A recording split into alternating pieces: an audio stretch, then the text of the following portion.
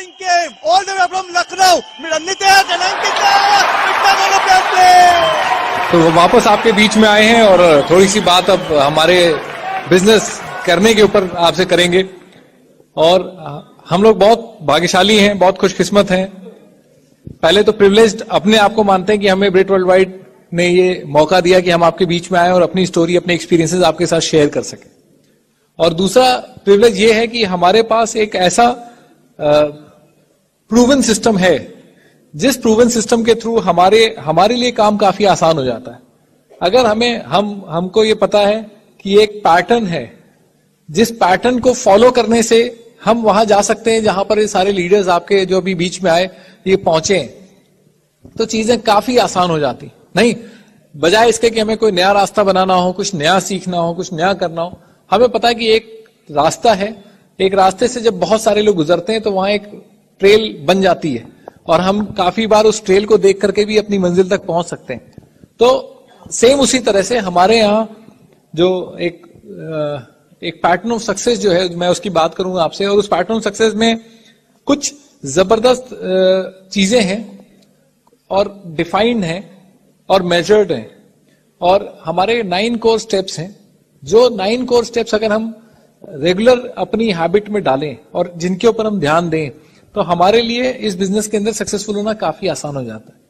और वो 9 core steps basically अगर हम बात करें कि 9 स्टेप्स हैं उसके अंदर, और 9 स्टेप्स को अगर हम आपसे कहें तो पहले जो 3 स्टेप हैं उसके, वो हमारे 100% प्रोडक्ट यूजर होना, 10 से 15 रिटेल कस्टमर्स होना और शो द प्लान करना। ये जो पहले 3 स्टेप हैं, इसको ये हमारे एक्शन के स्टेप्स हैं। ये वो हैं जो कि हमें काम करने की जरूरत है, जो काम हमें करना है। और उसके बाद के जो 3 स्टेप हैं, जिसमें कि हमारी बुक्स हैं, हमारी सीडीज हैं कि रोज रेगुलर बेसिस के ऊपर अपनी हैबिट डालनी है कि बुक्स पढ़ने की, सीडीज सुनने की। और तीसरा जो फंक्शंस, मीटिंग या एसोसिएशन है, वो ये जो 3 स्टेप हैं, ये 3 स्टेप हमारे इंपॉर्टेंट स्टेप हैं फॉर हमारे ब्रेन के लिए, हमारी थॉट प्रोसेस के लिए। ये सॉर्ट ऑफ ब्रेन टॉनिक है जो हमें चाहिए। वो एक्शन करते रहे, जो फर्स्ट जो एक्शन स्टेप्स हैं उनको करने के लिए ये ब्रेन टॉनिक लेते रहना बहुत जरूरी है। और फिर हमारे कुछ कैरेक्टर बिल्डिंग स्टेप्स हैं जो कि टीचेबल होना, अकाउंटेबल होना और हमारी अपलाइन के साथ रेगुलर कम्युनिकेशन के अंदर रहना। तो मैं इन स्टेप्स की जब बात करेंगे आपसे, तो पहले इनिशियली मैं आपसे जो हमारा, जिसको मैं सारे इंपॉर्टेंट हैं और सारे रेगुलर बेसिस के ऊपर करने, लेकिन मैं पहले आपसे हमारे जो ब्रेन टॉनिक वाले जो पार्ट है, मैं उससे शुरू करूंगा आपसे बात करना।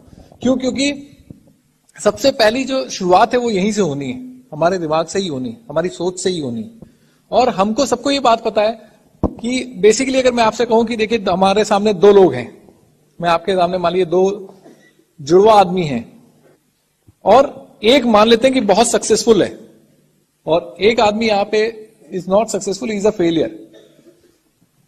दोनों जुड़वा भाई हैं, दोनों देखने में बिल्कुल एक जैसे हैं, सब कुछ बिल्कुल सेम है, दोनों का एक ही फैमिली है, सब कुछ एक है। तो आखिर अगर इसके डेप्थ में जाएं तो ये क्यों सक्सेसफुल है और ये क्यों फेलियर है ना? और जब आप इसके उसमें सोचेंगे, समझेंगे, जाते रहेंगे, डिटेल में एनालिसिस करेंगे, तो समझ में सिर्फ एक ही बात आएगी कि जो फर्क है सक्सेस और फेलियर का, ये डिस्टेंस जो है वो सिर्फ 6 इंचेस का है, ये सोच का। और अगर इसको दिमाग में देखें तो अब ये सोच आती कहां से? इस सोच के बारे में अगर हम बात करें तो हमारी शरीर के 2 हिस्से हैं, एक गर्दन के ऊपर का हिस्सा है, एक गर्दन के नीचे का हिस्सा है। ज्यादातर लोग क्या कर रहे हैं, अपने गर्दन के नीचे का हिस्से का तो हम बहुत ख्याल रखते हैं, खाना खाते हैं अपने शरीर के लिए। कितने टाइम खाना खाते हैं? सुबह, दोपहर, शाम, ब्रेकफास्ट, लंच, डिनर करते हैं, टाइमली करते हैं। अगर हमारा खाना मिस हो जाता है तो हमारे लिए सबसे बड़ी प्रायोरिटी क्या होती है? जल्दी से जल्दी कुछ खाएं। अगर 2-3 बार मिस हो गया तो भाई सबसे पहले हमारे नजर क्या आने वाला है? कुछ खाना है। लेकिन अगर खाना नहीं मिल रहा है तो क्या हम कुछ कूड़ा खा लेंगे, हैं? कुछ बेकार खा लेंगे, है ना? कुछ गलत खा लेंगे? नहीं, हम खाएंगे सही, क्योंकि हमारे शरीर के अंदर जाने वाला हमको पता है। तो ये उस हिस्से की बात हो रही है जिसके लिए अगर हमें अपने शरीर से काम करना हो और इस शरीर से काम करके पैसे कमाने हो, तो हम दिन के कितने पैसे कमा सकते हैं? अगर आप सुबह जाएं और आपको एक लेबर चाहिए हो कि जो दिन भर काम करेगा, अपने शरीर से मेहनत करेगा, तो आपको 400-500 रुपए में एक लेबर मिल जाएगा दिन भर काम करने के लिए, इस शरीर से काम करेगा। लेकिन जो लोग यहां से काम कर रहे हैं, जो वैल्यू है बेसिकली, जो इनकम है वो कहां से बढ़ रही है, वो यहां से बढ़ रही है, इस सोच से। तो इसको भी कुछ खाना, इस गर्दन के ऊपर के हिस्से को भी कुछ खाना खिलाने की जरूरत है कि नहीं है? क्यों? कैसा खाना खिलाने की जरूरत है? क्योंकि दिमाग को हम ये कहते हैं कि दिमाग जो है वो फैक्ट्री ऑफ थॉट्स है, विचारों की फैक्ट्री है। तो ये विचारों की फैक्ट्री को भी सही इनपुट देते रहना जरूरी है। अगर सही इनपुट देंगे तो बेसिकली सही थॉट्स हमारे दिमाग में चलेंगे, और जब सही थॉट्स हमारे दिमाग में चलेंगे, कौन से थॉट्स, सही थॉट कौन से, जो हमारी सक्सेस, जो लाइफ चेंजिंग एजुकेशन की बात हम करते हैं, वो क्या करती है? वो हमारी थॉट प्रोसेस को चेंज करती है, और हमारी थॉट प्रोसेस को एक फेलियर की थॉट प्रोसेस से निकाल करके हमें अपने आप को एक सक्सेसफुल आदमी की थॉट प्रोसेस में लाना है। यानी किसी भी पॉइंट ऑफ टाइम पे अगर हम एक बिजनेस में अंदर डायमंड जाना चाहते हैं, तो सबसे पहले मेरी थॉट प्रोसेस एक डायमंड की तरह से होनी चाहिए। किसी परिस्थिति, किसी सिचुएशन के अंदर जैसा एक डायमंड सोचता है, अगर मैं वैसा सोचने लगूंगा तो क्या होगा? मेरा बिजनेस एक डायमंड बिजनेस की तरफ बढ़ रहा होगा। और अगर हम ऐसा नहीं कर रहे होंगे, तो ये थॉट प्रोसेस मैच कराने के लिए जो हमारे वो 3 स्टेप्स हैं, जिसमें सबसे पहला बुक्स है, दूसरा सीडीज है, और तीसरा फंक्शन मीटिंग्स है। ये क्या करते हैं? बेसिकली ये सिर्फ कुछ नहीं करते, ये काम करते हैं हमारी थॉट प्रोसेस को एक सक्सेसफुल एंटरप्रेन्योर की थॉट प्रोसेस में, एक डायमंड की थॉट प्रोसेस में बदलने में हमारी हेल्प करते हैं। और इसमें स्टेजेस हैं, जिसमें सबसे पहली, मैं आपको जैसे अपनी एग्जांपल दूं, तो मेरे लिए सबसे पहली स्टेज जो सबसे बड़ा हर्डल था मेरे सामने, वो मैं खुद था। क्योंकि जो मेरी थॉट प्रोसेस थी, वो मेरी थॉट प्रोसेस के अंदर एक बहुत बेसिक चीज थी जिससे मैं आगे नहीं बढ़ पा रहा था। और वो क्या थी कि जैसे मैं आपसे भी बात कर रहा हूं, मेरी आवाज आप सुन रहे हैं, आपको अपनी भी आवाज सुनाई दे रही है, आप भी अपने आप से कुछ बात कर रहे हैं, और हम अपने आप से क्या बात कर रहे हैं वो बहुत इंपॉर्टेंट है। क्योंकि ऐसा तो है, यहां से तो स्पीकर बोल रहा है, वो बहुत कुछ पॉजिटिव आपसे बात कर रहा है, सब चीजें अच्छी कह रहा है, लेकिन जब हम अपने आप से बात कर रहे हैं, अकेले में मैं खुद से बात कर रहा हूं, तो मैं क्या बात कर रहा हूं, है ना? मैंने ये पाया कि मेरे दिमाग में भरा हुआ था, सबसे पहले था कि मैं नहीं कर सकता, मैं नहीं कर पाऊंगा, मुझसे नहीं हो पाएगा। जब हमारे बिजनेस की मैंने प्लान देखा था, तो मैंने अपनी एक लिमिट अपने दिमाग में सेट कर ली थी। अपना एक थर्मोस्टेट कहां पे फिट किया था? 2000 रुपए महीने की पॉकेट मनी पे सेट किया था। अब जहां सिल्वर की बात हो रही है, गोल्ड की बात हो रही है, तो मुझे पता है कि मैं नहीं कर सकता हूं, मैं उसके बारे में सोच भी नहीं रहा हूं। मैं अपने 2000 रुपए के बारे में सोच रहा हूं, बस उतने पे लिमिट है मेरी। लेकिन जब हम ये ब्रेन टॉनिक लेने लगे, जब हम ये बुक्स पढ़ने लगे, जब हम सीडी सुनने लगे, जब हम फंक्शंस मीटिंग्स में रहने लगे, तो क्या हुआ? ये थर्मोस्टेट जो है थोड़ा ऊपर होने लगा, थोड़ा हमको समझ में आने लगा कि नहीं, हम ऊपर कर सकते। उसके अलावा क्या होता था? हमारे फ्रेंड्स ने कहा तुम नहीं कर सकते हो, हमारे रिलेटिव्स ने कह दिया तुम नहीं कर सकते हो, बहुत लोग के पेरेंट्स भी कह देते हैं तुम नहीं कर सकते हो। लेकिन एक बड़ी खूबसूरत बात है इस बिजनेस की, आप इस बिजनेस में, इस हॉल के अंदर जितने भी लोग बैठे हैं, अप्लायंस बैठे हैं, जितने लीडर्स बैठे हैं, आपको दुनिया में कोई भी आदमी आपसे आकर के ये कह देगा तुम नहीं कर सकते हो, लेकिन आप इनके मुंह से, अपनी अपलाइन के मुंह से कभी ऐसा नहीं सुनेंगे कि तुम नहीं कर सकते हो। वो हमेशा सिर्फ एक बात आपसे कहेंगे, you can do it, you can do it. मैंने अपनी अपलाइन से हजारों बार कहा मैं नहीं कर सकता हूं, लेकिन उन्होंने मुझसे हमेशा कहा तुम कर सकते हो, तुम कर सकते हो, तुम कर सकते हो, तुम कर सकते हो, तुम कर सकते हो। मैं कर सकता हूं, इतना सोचने में मुझे बहुत टाइम लगा, इस लेवल तक आने में, इस अपनी ये 6 इंचेस को यहां तक लाने में, सिर्फ ये सोचने में कि यस इट्स पॉसिबल, मैं कर सकता हूं। आई एम अ डायमंड तो बहुत आगे की बात होगी, पहले तो मैं कर सकता हूं, है ना? तो फिर क्या हुआ? फिर हमने अपनी जो आवाज थी, उस आवाज को दबाना शुरू किया, जो ये कहती थी तुम नहीं कर सकते। जब मैं भी अपने आप से बात कर रहा हूं नहीं कर सकते हो, तो हम जोर से बोल देते हैं मैं कर सकता हूं, मैं कर सकता हूं, मैं कर सकता हूं, मैं कर सकता हूं, मैं कर सकता हूं, आई कैन डू इट, है ना?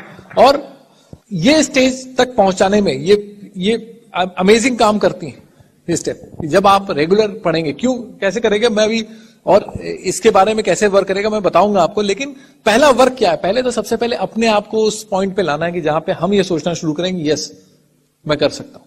और सेकंड चीज क्या है, इसके बाद क्या है, जो सेकंड स्टेज है वो ये है कि हमारे सबकी लाइफ में बहुत सारी परिस्थितियां हैं, सिचुएशंस हैं, नहीं हमारी जॉब है, हमारी फैमिली है, हमारी हेल्थ है, ये सब सिचुएशंस हमारी लाइफ में ऑलरेडी चल रही हैं और उसके अंदर ये बिजनेस आता है, एमवे बिजनेस आता है। एमवे बिजनेस अपने आप में एक नई सिचुएशन क्रिएट करता है। अब होता क्या कि ये परिस्थितियां हैं और अब मैं सोचता हूं कि भैया हमारे दिमाग में कई बार रहता हो कि यार ये परिस्थिति सही हो जाए तब फिर मैं इस परिस्थिति पे काम करूंगा, फिर ये परिस्थिति ठीक करूंगा, फिर मैं उस परिस्थिति के ऊपर काम करूंगा और उसके बाद कहीं पे हमारे एमवे का नंबर आता है ना, इस तरह से कि भाई अभी तो मेरा एग्जाम आने, बच्चों का एग्जाम है, तो बच्चों के एग्जाम तक तो मैं कुछ नहीं करने वाला हूं, फिर हमारे भाई की शादी है, फिर उस तक मेरा पहले उसको देखना है, तब तक मार्च आ जाएगा, मार्च के अंदर मुझे फिर अपना ऑफिस का देखना पड़ेगा, उसके बाद तो फिर क्या होता है कि कई बार वो हम क्या करते हैं, हम एक परिस्थिति को के ऊपर फोकस करते हैं और इसको ऐसे समझना पड़ेगा। ये बिजनेस ने हमें सिखाया एक बहुत खास बात कि जो समस्याएं हैं, प्रॉब्लम्स हैं, सिचुएशंस हैं, है ना, कई लोगों के लिए एक परिस्थिति है, कई लोग उसको एक प्रॉब्लम की तरह से देखते हैं, कई लोग एक तकलीफ की तरह से देखते हैं, कई लोग एक चैलेंज की तरह से देखते हैं, लेकिन अल्टीमेटली वो क्या है, वो ऐसी सिचुएशंस है जो हम डेली लड़ाई लड़ रहे हैं, जिनसे मेंटल लेवल पे लड़ रहे हैं या फिजिकल लेवल पे लड़ रहे हैं, लड़ाई लड़ रहे हैं रोज। तो सबसे पहले ये समझना पड़ेगा कि सारी स्थितियां, परिस्थितियों को हम मैनेज कर सकते हैं। मेरे अंदर वो पोटेंशियल है कि मेरे को जो भी प्रॉब्लम्स दी गई हैं मैं उनको मैनेज कर सकता हूं, आई कैन मैनेज। मेरे को कोई ऐसी परिस्थिति नहीं दी गई जो मैं मैनेज नहीं कर सकता।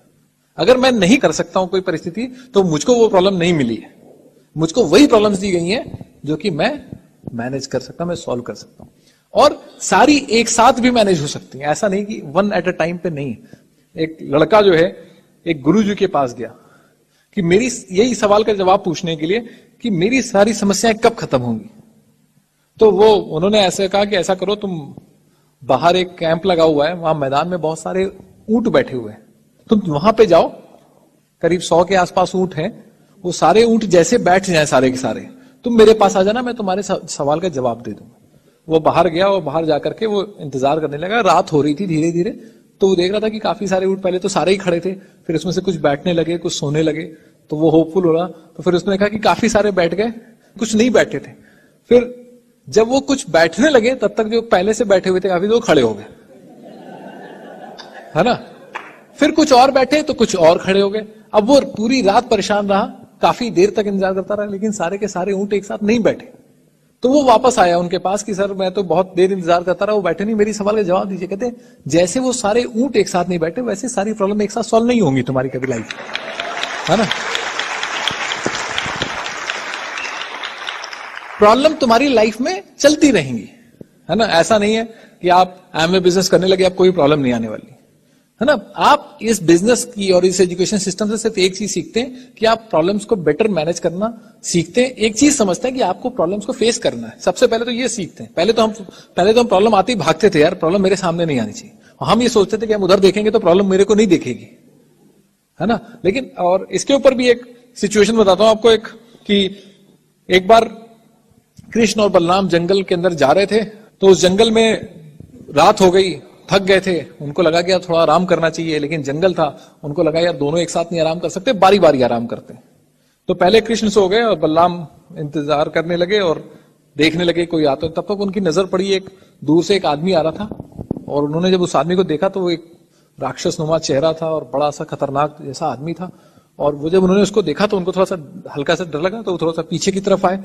तो जब वो थोड़े पीछे की तरफ हुए तो उन्होंने देखा कि उसकी स्पीड थोड़ी सी तेज हुई, वो और तेजी से और थोड़ा सा और आक्रामक हो गया और थोड़ा बड़ा हो गया। वो और पीछे आए तो देखा वो और बड़ा होने लगा और खतरनाक सा होने लगा। तो ये पीछे की तरफ दौड़े तो वो और बड़ा होकर के उसने इनको दौड़ा लिया, और जब दौड़ाए तो इनको ठोकर लगी और ये गिरे और इनको चोट लगी, बेहोश हो गए। लेकिन लकीली इनका हाथ कृष्ण के पैर पे पड़ गया गिरते गिरते, और कृष्ण उठ के खड़े हो गए। और उठ के जब उनको नहीं कुछ पता था, उन्होंने देखा, तब तक उनको देखा कि एक बड़ा सा राक्षस नुमा आदमी उनकी तरफ दौड़ता हुआ आ रहा है। जब वो देखा उन्होंने दौड़ता हुआ आ रहा है तो वो एकदम से उसकी तरफ बढ़े आगे। तो जब वो उसके सामने आगे की तरफ बढ़े तो वो थोड़ा सा पीछे हुआ और थोड़ा छोटा हो गया। तो इन्होंने और जोर से उसके तेजी से उसको अटैक किया उसको, है ना। तो जब इन्होंने उसके ऊपर अटैक किया एग्रेसिवली तो थोड़ा और पीछे हुआ, थोड़ा और छोटा हुआ। अब इन्होंने उसको दौड़ा लिया और वो क्या हुआ, बहुत छोटा हो गया। और उन्होंने उसको पकड़ लिया हाथ में, और हाथ में पकड़ के अपनी कमर में बांध लिया। अब सुबह बलराम जी की नींद खुली, उठे, अरे वो एक बहुत बड़ा सा दैत्य, वो कहाँ है? तो क्या दैत्य कोई नहीं, इसकी बात करो? कह रहे अरे यही तो है, लेकिन ये तो बहुत बड़ा था रात में, और ये बड़ा होता जा रहा था। उन्होंने कहा ये जस्ट प्रॉब्लम्स की तरह से, जब आप प्रॉब्लम से पीछे हटते हैं, घबराते हैं और पीछे होते हैं, तो प्रॉब्लम थोड़ी बड़ी होती है और आपके ऊपर हावी होने लगती है। और जब आप प्रॉब्लम्स को आगे फेस करते हैं और उनको चैलेंज करते हैं, तो प्रॉब्लम पीछे होती है और प्रॉब्लम छोटी होने लगती है।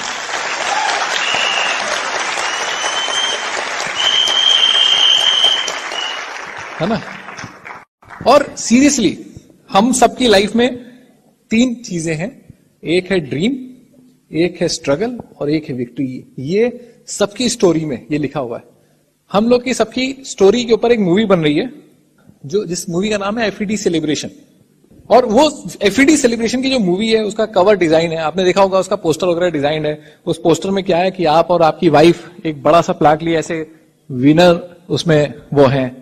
उसका एक गाना भी आपको पता है, उसका रॉकी म्यूजिक भी आप सुनते हैं, वो गाना भी है उसका, बहुत हिट है। और उसके अंदर आपके अप्लायंस तालियां बजा रहे हैं। और लेकिन वो हमारी पिक्चर का लास्ट सीन है। उस पिक्चर के लास्ट सीन तक पहुंचने के लिए पहले क्या है, पहले थोड़ी स्ट्रगल से गुजरना है ना? तो ये कुछ ऐसी पिक्चर बनाई गई है, कुछ ऐसी पिक्चर की स्टोरी लिखी गई है कि जिस पिक्चर की स्टोरी में हमें कुछ स्ट्रगल है। और हर पिक्चर में ऐसा होता है। गांधी फिल्म हम सब लोगों ने देखी है। गांधी फिल्म में अगर शुरुआत के सीन में देखिए तो क्या सीन है, पहले ही उठा करके सामान उठा करके ट्रेन से नीचे फेंक दिया और गांधी जी नीचे प्लेटफॉर्म पे गिरे हुए। अब क्या हो रहा है, ये स्ट्रगल है नहीं, एक सीन है ऐसा। अब आप इमेजिन करिए, आपकी पिक्चर में ऐसा सीन नहीं आने वाला कि आपको कोई ट्रेन से फेंक रहा है। आपकी पिक्चर में सीन कुछ ऐसा होगा कि आप किसी के घर पे गए, उसने कह दिया नहीं हमें बिजनेस नहीं करना है, ऐसा होगा सीन। थोड़ा किसी फिल्म में किसी के हाथ पे लिख दिया मेरा बाप चोर है। आपके सीन में क्या होने वाला है, आपके सीन में ये होगा कि आप कोशिश कर रहे हैं और 10 लोगों को बुलाया, कोई नहीं आया। लेकिन वहां पर क्या हुआ, वहां पर किसी को बड़े होटल में जाने से रोक दिया। आप एमवे ऑफिस में गए, गार्ड ने रोक दिया आपको। लेकिन आपको ये समझना है यार, ये तो पिक्चर की शुरुआती सीन है, ये तो इनिशियल सीन है। पिक्चर का लास्ट सीन क्या है? लास्ट सीन में तो आप स्टेज के ऊपर खड़े हो रहे हैं, वो म्यूजिक बज रहा है, सारे फैमिली वाले बैठे हुए हैं, आपका सेलिब्रेशन हो रहा है। तो अब आपको समझना पड़ेगा ना कि यार पहले सीन में तो भैया हीरो मार खाता है ना। शुरू के सीनों में तो आप देखते होंगे कि पहले अमिताभ बच्चन को सब लोग बच्चे में मार रहे हैं, फिर वो एकदम से बड़ा हो जाता है, वो सबको मारने लगता है। नहीं, तो पहले सीन पे तो मुझे मार खानी है, कोई क्या फर्क पड़ता है ना? मुझे थोड़े थप्पड़ पड़ेंगे मेरे को, ठीक है, कोई बात नहीं, वो गार्ड मेरे को रोकेगा। लेकिन मुझे पता है कि आप बात के सीन में क्या है कि वही गार्ड आपके लिए दरवाजा खोल के स्पेशली आपके लिए एमवे ऑफिस खुलेगा, आपके लिए सेलिब्रेशन करेगा। है? ये सब तो एंगल है, जिसकी कहानी में जितना ज्यादा मसाला है उसकी पिक्चर उतनी ज्यादा हिट होने वाली नहीं है। तो आप इस तरह, अब आपकी पिक्चर की शूटिंग में देखिए कितनी बड़ी पिक्चर है। एमवे ने 500 करोड़ रुपए का इन्वेस्टमेंट किया तमिलनाडु में। अभी हम लोग 18th को वहां पर जा रहे हैं। एक जबरदस्त मैन्युफैक्चरिंग प्लांट हिंदुस्तान में, एमवे का अपना मैन्युफैक्चरिंग प्लांट स्टार्ट हो रहा है। 500 करोड़ रुपीस का इन्वेस्टमेंट हो चुका है। किसके लिए हुआ ये इन्वेस्टमेंट? आप ये मत कहिए हमारे लिए, मेरे लिए हुआ। भाई हीरो आप हैं पिक्चर के, तो ये पिक्चर हीरो की है, आपकी है। तो आपके पिक्चर के लिए ये इन्वेस्टमेंट कर दिया एमवे ने। टीवी के ऊपर रोज ऐड आता है, किसके लिए आता है ना? मेरे लिए आता है ना? नितेश और अंकिता दीक्षित आज यहां पर आए हैं, किसके लिए आए हैं? आपके लिए आए, सिर्फ आपकी पिक्चर के लिए आए। अब चक्कर ये फंस जाता है कई बार कि पिक्चर की शूटिंग में आप डेट ही नहीं दे रहे हैं।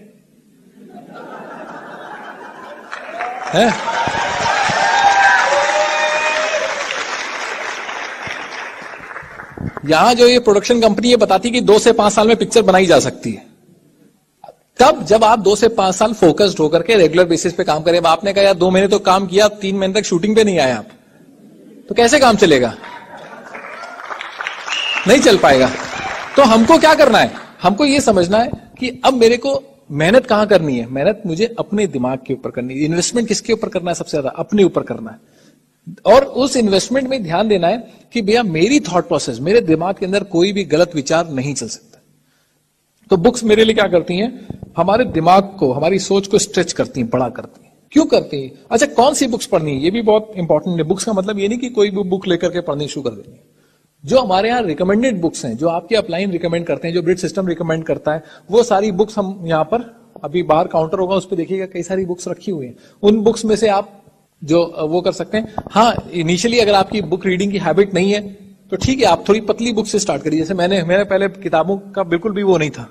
मैं तो सोचता हूँ कभी कि हमने स्कूल में कभी इतनी बुक्स नहीं पढ़ी जितनी कि हमने एजुकेशन सिस्टम के अंदर आने के बाद पढ़नी शुरू की। हमारी अपलाइन ने बहुत संभाल के, हमको पहली बुक बहुत पतली दी ताकि हम पढ़ सकें उसको, फिर धीरे धीरे वो बुक्स मोटी होने लगी। और फिर लेकिन बुक का कॉन्सेप्ट क्या है कि जैसे मान लीजिए हमारे मनीष जी हैं, अगर मनीष जी से हम कहें कि भाई अपने एक्सपीरियंसेस पे हैं, इन्होंने एमवे बिजनेस के ऊपर मान लीजिए इनके 10-15 साल का एक्सपीरियंसेस के ऊपर आपको कोई बुक लिखनी हो, तो ये क्या करेंगे? या अपनी लाइफ के ऊपर आप एक बुक लिख दीजिए अपने एक्सपीरियंसेस के ऊपर, तो ये अपनी बेस्ट निकाल करके देंगे ना उस बुक के अंदर। तो इन्होंने मान लीजिए अपना 20 साल का एक्सपीरियंस का निचोड़ निकाल करके एक बुक में दिया मेरे को, है ना। वो 20 साल का एक्सपीरियंस, मैंने वो बुक को 2 घंटे पढ़ा, तो मेरे जो विजडम है, मेरी जो नॉलेज है, मेरा जो एक्सपीरियंस है, वो 20 साल से बढ़ गया 2 घंटे में। मैंने आपकी बुक पढ़ी और लीडर्स की बुक पढ़ी, तो क्या हुआ? मेरे को सैकड़ों साल की विजडम आ गई, मेरी सोच बड़ी करने में। और बुक्स में क्या होता है, बुक्स को रोज पढ़ना है। कितनी देर पढ़ना है? 15 से 20 मिनट तो मिनिमम पढ़ने की हैबिट डालनी है, रेगुलर बेसिस पे रोज पढ़नी है। क्योंकि रोज क्यों पढ़नी है? क्योंकि खाना रोज खाते हैं, है ना। खाना दिन में 3 बार खाते हैं। हम ये कह रहे हैं कि ये कम से कम 10 से 15 मिनट एक बार पढ़ी जा सकती है। और पढ़ते रहने से क्या होगा, आप अपने आप के अंदर फर्क देखना शुरू करेंगे, आपको महसूस होने लगेगा। क्योंकि नॉर्मली कोई आपको नहीं करेक्ट करता, लेकिन ये बुक्स आपको एक बड़ा विजन देती है। लेकिन बड़े विजन से सिर्फ काम नहीं होता, बड़े विजन के साथ चाहिए ये सीडीज क्या करती हैं? मेरे उस विजन को एक डायरेक्शन देती। डायरेक्शन का मतलब मुझे क्या करना है। मैं बहुत एक्साइटेड हूं, मेरी थॉट प्रोसेस सही हो रही है, सब कुछ अच्छा हो रहा है, लेकिन मैं किधर जाकर के उसको अपनी लगानी एनर्जी, तो वो डायरेक्शन मुझे सीडी से मिलता है। क्योंकि सीडीज में आपको एमरल्ड्स और डायमंड्स के एक्सपीरियंसेस सुनने को मिलते हैं। ये एमरल्ड्स और डायमंड के एक्सपीरियंसेस जब हमने सीडी लगाई और सुनी, तो उससे क्या फायदा होता है कि जैसे मान लीजिए जब हम सुन करके चल रहे होते हैं तो हमें समझ में आता है कि हम रास्ता सही पकड़ के चल रहे हैं, नहीं। जैसे एक एग्जाम्पल बताता हूं, आपने हमारी याद सीडी सुनी मान लीजिए, और आपने सुना कि मेरे फ्रेंड्स ने मेरा मजाक उड़ाया। अब आप गए, आपने लोगों से बात करी और आपके भी फ्रेंड्स ने आपका मजाक उड़ाया। तो अगर आपने सीडी नहीं सुनी होती तो आपको लगता है यार मेरे फ्रेंड्स तो मेरा मजाक उड़ा रहे हैं, मुझे पीछे हो जाना चाहिए। और जब आप सीडी सुन के गए तो आपको लगा यार नितेश जी के फ्रेंड्स ने उनका मजाक उड़ाया, मेरे फ्रेंड्स ने उनका मजाक उड़ाया, तो नितेश जी की पिक्चर के अंदर वो तो डायमंड बने, इसका मतलब मेरी पिक्चर में भी मैं डायमंड बन जाऊंगा, है। यानी मैं सही रास्ते पे जा रहा हूं। आपने किसी लीडर की सीडी सुनी, उसने मीटिंग करी, 10 लोगों को बुलाया, कोई नहीं आया। आपने 10 लोगों को बुलाया, कोई नहीं, आपको लगा यार सही जा रहा हूं मैं, रास्ता ठीक है मेरा, है ना। तो आपको पता लगने लगता है कि यार मैं सही चल रहा हूं, है ना। वो डायरेक्ट। और सीडीज से क्या होता है, सीडीज हमारे एटीट्यूड के ऊपर भी बहुत काम करती है, हमारे एटीट्यूड को सही करने के ऊपर बहुत वो करती है। क्योंकि पीपल स्किल सीखनी है, लोगों के साथ मिलना है, तो वैसी सिचुएशन, जैसे मान लीजिए आपने हमारी स्टोरी सुनी, आपको कुछ ना कुछ ऐसे उसमें इंस्टेंस मिलेगा जो आपकी लाइफ में भी हो सकता हो रहा। ऐसी स्थिति आपके सामने भी आएंगी, क्योंकि आप बहुत सारे ऐसे लोगों से मिलने वाले, तो वो आपको ऐसे कहने वाले। तो जहां पर आपको समझना है कि यार हाँ, ये तो उस जितना हम सुन करके चलेंगे उतना मेरे लिए इजी रहेगा। और ये फंक्शंस, मीटिंग्स क्या करती हैं हमारे लिए? पहले फंक्शन की बात करते हैं। फंक्शन क्या करते हैं? फंक्शन, मुझे जो लगता है सबसे बड़ा काम जो करते हैं फंक्शन, वो एक डिसीजन लेने में मदद करते हैं। और जितना बड़ा फंक्शन होगा उतना बड़ा डिसीजन लेने की मदद करेगा। जैसे अभी हमारे एफईडीज होने वाले हैं, फ्री इंटरप्राइज डे होना है। फ्री इंटरप्राइज डे के अंदर बहुत ज्यादा लोग डिसीजन लेते हैं डायमंड जाने का। आप बहुत सारे डायमंड्स की स्टोरी सुनेंगे तो उन्होंने किसी एफईडी के अंदर डिसाइड किया होगा कि यार हम उस अगली एफईडी के अंदर हम डायमंड होकर के आएंगे। क्यों? क्योंकि जितना बड़ा फंक्शन जब होता है उतने स्ट्रॉन्ग इमोशंस होते हैं, उतना मैसिव लोगों का मास रीइंफोर्समेंट होता है। उसमें क्या होता है कि हमारे लिए एक बिलीफ लेवल बढ़ जाता है और नए लोगों के लिए काफी बढ़िया रहता है। और मीटिंग्स क्या करती है, स्पेशली ओपन मीटिंग्स वगैरह, हमारे बिजनेस को सिस्टमाइज करने में हमारे लिए एक ऑफिस की तरह से काम करती है। हम एक सिस्टम बेस्ड बिजनेस बनाते हैं। जैसे आज हम यहाँ पर हैं लखनऊ के अंदर, हमारी ओपन मीटिंग हो रही है, तो ओपन मीटिंग हो रही है, वो भी चल रही है, और हम यहाँ पर घूम रहे हैं। ऐसे ही कल को आप यहाँ से निकलेंगे, लेकिन अगर आप एक और बहुत सारे लोग ये कहते हैं आपके यहाँ मीटिंग बहुत होती है, तो इस बिजनेस में हम मीटिंग ही करते आ रहे हैं। इस बिजनेस को बहुत अच्छे से सनी देओल ने समझाया है ना। एक डायलॉग है सनी देओल का, वो जिसको अगर आप सुनेंगे तो आपको समझ में आ जाएगा। वो कहता है कि सिर्फ मिलती है तारीख, तारीख पे तारीख, तारीख पे तारीख, तारीख पे तारीख, है ना। और आप इस बिजनेस में देखेंगे कि इस बिजनेस में भी सिर्फ तारीख मिलेगी आपको। अभी तक, आज तक आपकी अपलाइन क्या तारीख दे रहे थे आपको, है ना, कि 7 तारीख, 7 नवंबर को बीबीएस है, 7 नवंबर को बीबीएस है। अब जैसे ये तारीख खत्म हुई, आज आपको 3 तारीखें और बता दी कि 20 तारीख और 24 तारीख, 25 तारीख, है ना, और 25 तारीख खत्म होते होते आपको आ जाएगी एफईडी की तारीख आपकी है। तो आपको पता है कि अगली तारीख, अगली मीटिंग कौन सी है, और हर तारीख पे आपको एक नई तारीख मिलेगी, और उस तारीख को, और इसी तरह से उन्हीं तारीखों के ऊपर करते करते क्या होगा, उन्हीं मीटिंग से निकलते निकलते किसी न किसी मीटिंग से होते होते आपका क्या होगा, एक तारीख है जो आपकी पिक्चर की रिलीज की तारीख है, वो भी आ जाएगी उसमें। तो देखिए, बुक्स और सीडीज ले आए। विश्वास का जादू, जगाएं अपने अंदर की ताकत को, क्लाउड ब्रिस्टॉल की किताब है, जीवन को बदलने वाला उत्कृष्ट साहित्य। ऐसी बुक्स हमारे लिए, जितनी भी इस तरह की बुक्स हैं, हम रेगुलर पढ़ते रहते हैं। हर बुक से आपको कुछ ना कुछ सीखने को, जानने को मिलेगा, और हर बुक के अंदर ये कुछ ऐसा ही है कि इसी बुक को बार बार पढ़ने पे आप पाएंगे कि जितनी बार पढ़ेंगे हर बार उस बुक से कुछ आप नया ले सकते हैं, क्योंकि हमारी जो सिचुएशन है, हमारी लाइफ में कौन सा ऊंट खड़ा है उस समय, उस पर डिपेंड करेगा कि इस बुक से हम क्या लेने वाले हैं। अब हो सकता है कि कई चीज हमारे लिए कोई हेल्थ इश्यू नहीं है, हम उस किताब के अंदर उसके ऊपर कुछ नहीं कर रहे। हमारे बिजनेस के अंदर एक खूबसूरत बात यह है कि ये बिजनेस एक कंप्लीट पैकेज की तरह से है। ये सिर्फ एक नॉर्मल बिजनेस जो होता है वो सिर्फ पैसे के ऊपर फोकस करता है, लेकिन ये बिजनेस सिर्फ पैसे के ऊपर फोकस नहीं करता, ये आपकी ओवरऑल पर्सनैलिटी, ओवरऑल आप एज अ ह्यूमन बीइंग, आपकी हेल्थ, आपकी सोच, हर चीज के ऊपर आपको वो करके चलेगा, है ना, आपकी क्वालिटी ऑफ लाइफ के ऊपर फोकस करते हैं। तो जब ये करेंगे हम, तो फिर क्या होगा, तब हमारे जो एक्शन स्टेप्स हैं, जिसको हम एक्शन टॉनिक, जिसको हम कहते हैं ब्रेन टॉनिक, उसको कहते हैं एक्शन टॉनिक, वो भी लेते रहना जरूरी। अब एक्शन टॉनिक की बात करने के पहले मैं चाहूंगा एक छोटा सा कमर्शियल ब्रेक करूं, पहले बहुत देर हुई। ये हमारा माउथ फ्रेशनर है, एमवे का ग्लिस्टर का स्वीट शॉट, बहुत जबरदस्त। हमारी अपलाइन कहती है कि एमवे का प्रोडक्ट तब जरूर इस्तेमाल करो जब सबसे ज्यादा लोग तुमको देख रहे हैं, है ना।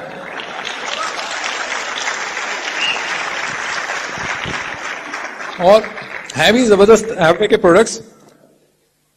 साइबरिन जिनसिंग जिनको बाइलोबा हमारा एक न्यूट्राइट का जबरदस्त प्रोडक्ट है, जिसमें साइबरिन जिनसिंग जो है वो हमको एक्साइटेड रखता है, और जिनको बाइलोबा हमको ये याद दिलाए रखता है कि हम एक्साइटेड थे किस लिए, है ना। क्योंकि कई बार एक्साइटमेंट में आदमी भूल जाता है कि एक्साइटमेंट था किस लिए, तो इसलिए उसमें वो जिनको बाइलोबा भी डाला है ना। ग्लूकोजमीन HCl विद बोसवेलिया ऑस्टियोआर्थराइटिस के लिए एक बहुत जबरदस्त प्रोडक्ट है, जॉइंट हेल्थ के लिए, और अक्सर काफी सारे लोग यूज करते हैं। हमारे यहाँ एक जर्मन शेफर्ड था, वो जर्मन शेफर्ड को काफी उम्र हो गई थी उसकी, 12-13 साल की, उसको ऑस्टियोआर्थराइटिस हो गया, और काफी उसको कोशिश करी, कुछ उसका ठीक नहीं हो रहा था, तो हमने कहा लो ये ग्लूकोजमीन खिलाते हैं अपना उसको, और अपना हमने ग्लूकोजमीन खिलाया उसको करीब 2 से 3 महीने, और 2-3 महीने के अंदर उसकी चाल जो है वापस ठीक हो गई। और मैं आपको अपने डॉगी के बारे में इसलिए बता रहा हूं क्योंकि कई बार लोग लोगों की बात नहीं मानते, हमारे डॉगी की बात लोग मान लेते हैं, है ना। और प्रोडक्ट के बारे में मैंने आपको बताया कि मुझे 2 तरह के लोगों से बहुत डर लगता था, एक तो डॉक्टर थे और दूसरे पुलिस वाले। एक बार ऐसे एक सेमिनार हो रहा था लखनऊ के अंदर, और सेमिनार के नेक्स्ट डे मेरे पास सुबह फोन आया, IG पुलिस लखनऊ का फोन आया उनके ऑफिस से कि वो आपसे बात करेंगे। तो मैंने कहा क्या बात करनी, मैंने फोन उठाया तो उन्होंने कहा कि भाई, खैर उन्होंने बहुत अच्छे से बात करी। उन्होंने कहा शाम को क्या कर रहे हो, मैंने कहा बताइए, तो उन्होंने कहा शाम को आओ घर पे डिनर करते हैं साथ में। मैंने कहा अच्छा, तो मैं गया उनके डिनर पे शाम को, तो वो उन्होंने कहीं मेरे बारे में सुना था, तो उन्होंने ऐसे मिलने के लिए बुलाया था। हम गए, बातचीत होने लगी, जब डिनर करने लगे तो थोड़ा वो मेरे से कैजुअल हो गए, तो फ्रेंडली हो गए। तो उनसे यार नितेश एक बात बताओ, मैंने कहा पूछिए। कहते यार ये तुम एमबी में फंसाते कैसे लोगों को।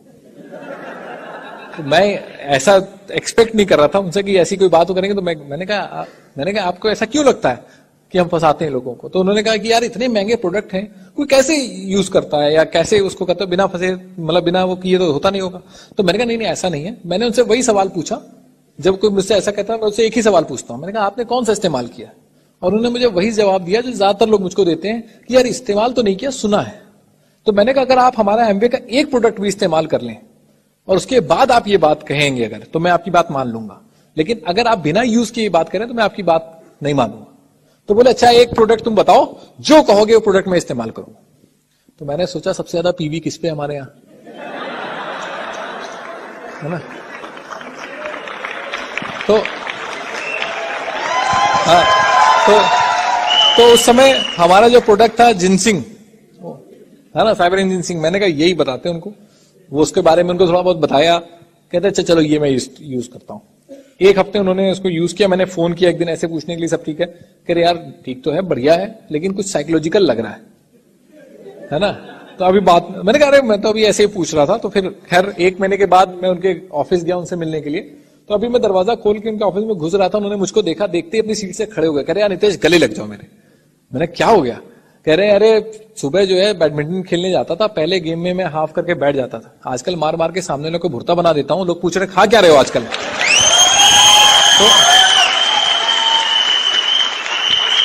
तो बेसिकली जब आप देखेंगे इतने जबरदस्त प्रोडक्ट हैं, तो आपके लिए जो हमारा एक्शन स्टेप्स टॉनिक का पहला है 100% यूजर, ये बहुत सिंपल स्टेप है ये, और ये मैंडेटरी स्टेप है कि अगर आप खुद यूजर नहीं है तो आपको किसी भी दूसरे आदमी से बात करने की जरूरत नहीं है।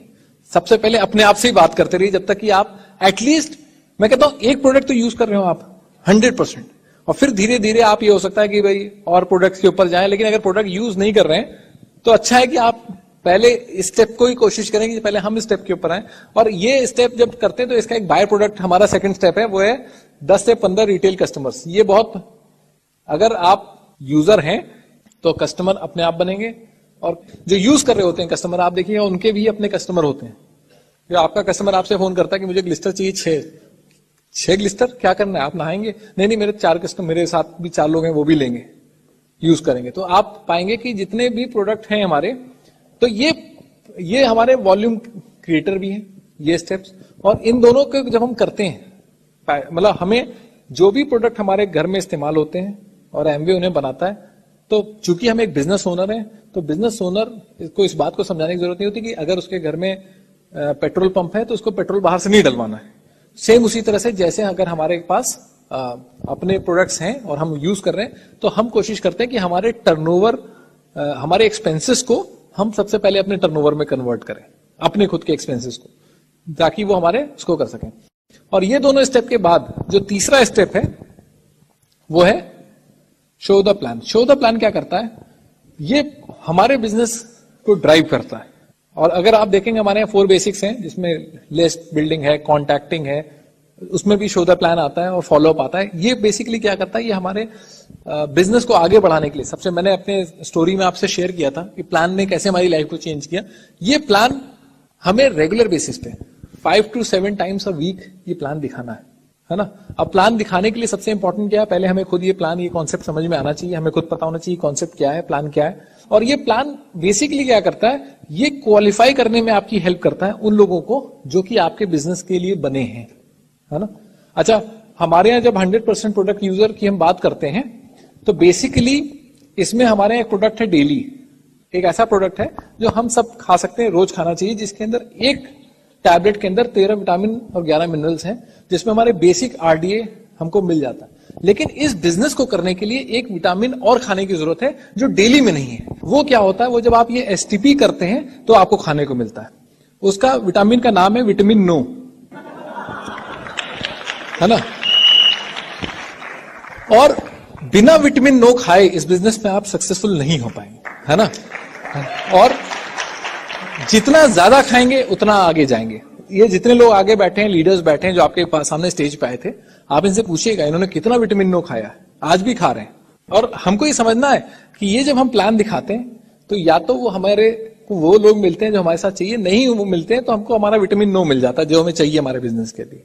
तो आपको वो कुछ दे करके ही जाता है, कुछ आपसे लेकर के नहीं जाता है। और ऐसे भी समझिए, जैसे मान लीजिए मैं आज राजकोट में आता और मुझे राजकोट में 6 ऐसे लोग चाहिए थे जो कम से कम 1 लाख रुपए महीने की सैलरी पे मैं उनको रख सकूं, जॉब देनी हो मुझे। मेरे पास 6, मेरी एक कंपनी है, उसमें 6 वैकेंसीज हैं, जिस वैकेंसी पे की क्वालिफिकेशन क्राइटेरियाज हैं कुछ, और 1 लाख रुपए की सैलरी है। तो मैं एक पेपर में ऐड देता कि फला फला जॉब प्रोफाइल और ये क्राइटेरिया, मैं 2 भी चाहिए, मैंने करके पेपर में ऐड निकाला। और मान लीजिए उसके इंटरव्यू के लिए 1000 आदमी आ गया, मेरे पास वैकेंसी है 6, आदमी है खड़ा बाहर 1000। अब मैं बैठा हूं टेबल के ऊपर, इंटरव्यू ले रहा हूं। तो जब मैं इंटरव्यू ले रहा हूं तो मेरे दिमाग में सिर्फ एक बात चल रही है कि मुझे 994 लोगों को रिजेक्ट करना है, सो दैट कि मैं उसमें से बेस्ट जो है 6 जो मुझे चाहिए वो मुझे मिल सके। तो मैं जब उनसे पूछूंगा, बात करूंगा, तो मेरे दिमाग में से भी होगा कि भाई अच्छा उनके अंदर क्या कमी खोज करके कोई रीजन खोजूं कि इनको मैं हटा सकूं ताकि मैं उनमें से सेलेक्ट कर सकूं। ठीक है, सेम ऐसा ही होता है जब हम ये शोधा प्लान कर रहे होते हैं किसी काम में कि हमको भी अपने बड़े बिजनेस को बनाने के लिए हमें कुछ ऐसे पार्टनर्स चाहिए जो हमसे भी ज्यादा एक्साइटेड हो, एनर्जेटिक हो, फास्ट हो, हंग्री हो, है ना, एम्बिशियस हो। और जब हम उनके साथ, बस फर्क इतना है कि जब इंटरव्यू में ले रहा होता हूं तो रीजन मुझे उसको देना पड़ता है कि मुझे उसको क्यों नहीं जॉब देनी। और यहां पर क्या होता है कि जब मैं यहां उसको प्लान दिखाता हूं तो वो रीजन वो खुद खोज करके बता देता है कि वो मेरे साथ क्यों नहीं पार्टनरशिप करना चाहता है ना। और मुझे इस बात को समझ करके इस प्लान को दिखाना है कि मैं किसी को डायमंड नहीं बना सकता हूं, मैं किसी को लीडर नहीं बना सकता हूं, वो है उसके अंदर के। मुझे उसको, ये business is not of creating leaders but of finding leaders. Leadership जिनके अंदर है उन तक पहुंचना है मुझे, और वो पहुंचने के लिए विटामिन नो खा करके पहुंचना पड़ेगा, क्योंकि मुझे पता नहीं कि किसके अंदर है। जैसे इस हॉल के अंदर इतने सारे लोग बैठे हुए हैं, लेकिन मुझे ये बात पता है कि इस हॉल के अंदर कुछ लोग ऐसे हैं जो इंजीनियर्स हैं? हाथ उठा सकते हैं? ओह सॉरी, गलत सवाल पूछा। ऐसा इंजीनियर्स काफी सारे हैं, है ना। कुछ ऐसे लोग हैं जो हाउसवाइफ्स हैं, है ना, कुछ स्टूडेंट्स हैं, है ना, काफी सारे। अब मुझे ये तो पता है कि कुछ स्टूडेंट्स हैं, लेकिन वो हॉल में कहां बैठे हैं मुझे नहीं पता है, वो कहां पर हैं ये मुझे नहीं पता है। मुझे ये पता है कि इस हॉल में ऐसे लोग बैठे हैं जिनका बर्थडे नवंबर के महीने में पड़ता है? ऐसे लोग हैं जिनका बर्थडे नवंबर में है ना, है इस हॉल के अंदर, मुझे पता है, लेकिन ये नहीं पता कि वो कहां बैठे हुए हैं। इस हॉल में ऐसे लोग हैं जिनकी शादी की सालगिरह पड़ती है नवंबर के महीने में, तो मुझे पता है कि इस हॉल के अंदर ऐसे लोग हैं जिनकी शादी की सालगिरह नवंबर के महीने में है, लेकिन कहां बैठे मुझे नहीं पता। मुझे पता है इस हॉल के अंदर अमित हैं, कोई बैठा है जिसका नाम अमित है, जैसे वहां बैठे अमित, एक अमित साहब यहां बैठे, एक यहां बैठे, है ना, और कहां है अमित जी? इधर भी है कोई, है ना। तो मान लीजिए यहाँ पे ये 3-4 अमित लोग यहाँ बैठे हुए, मुझे पता है इस हॉल के अंदर 4 अमित बैठे हुए हैं, लेकिन कहां बैठे मुझे नहीं पता। तो इनको वहां अमित जी तक पहुंचने के लिए मुझे क्या करना पड़ेगा? मैं कहां से शुरू करूं? मैं यहां से पूछूंगा, मैं इनसे ही पूछूंगा कि क्या आप अमित हैं? तो ये मुझे क्या कहेंगे? नो। तो अगर ये मुझे ये विटामिन नो दे रहे हैं, है?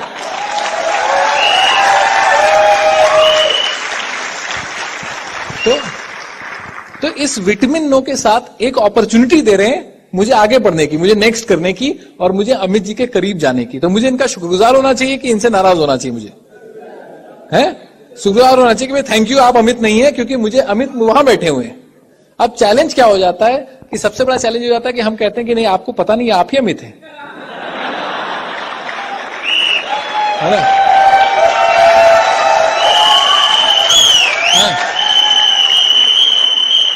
आप इस बात को नहीं जानते, आप बिल्कुल अमित हैं। ये कहते नहीं मैं अमित नहीं। अरे आपको मालूम नहीं भाई साहब, आप ही अमित हैं। अरे नहीं, ये अल्टीमेटली इतना कर देता हूं, ये हाथ जोड़ के कहते हैं हाँ भाई साहब शायद मैं ही अमित हूं, है ना। तो मुझको समझना है इस बात को कि मुझे अमित जी तक जाना है ना। अमित जी वहां बैठे हुए हैं, मुझे इतने सारे विटामिन नो खाते हुए वहां तक जाना है, वो वहां पर है। ऐसे मेरे को वो प्लान दिखाते हुए लोगों तक पहुंचते जाना है। वो कब होगा?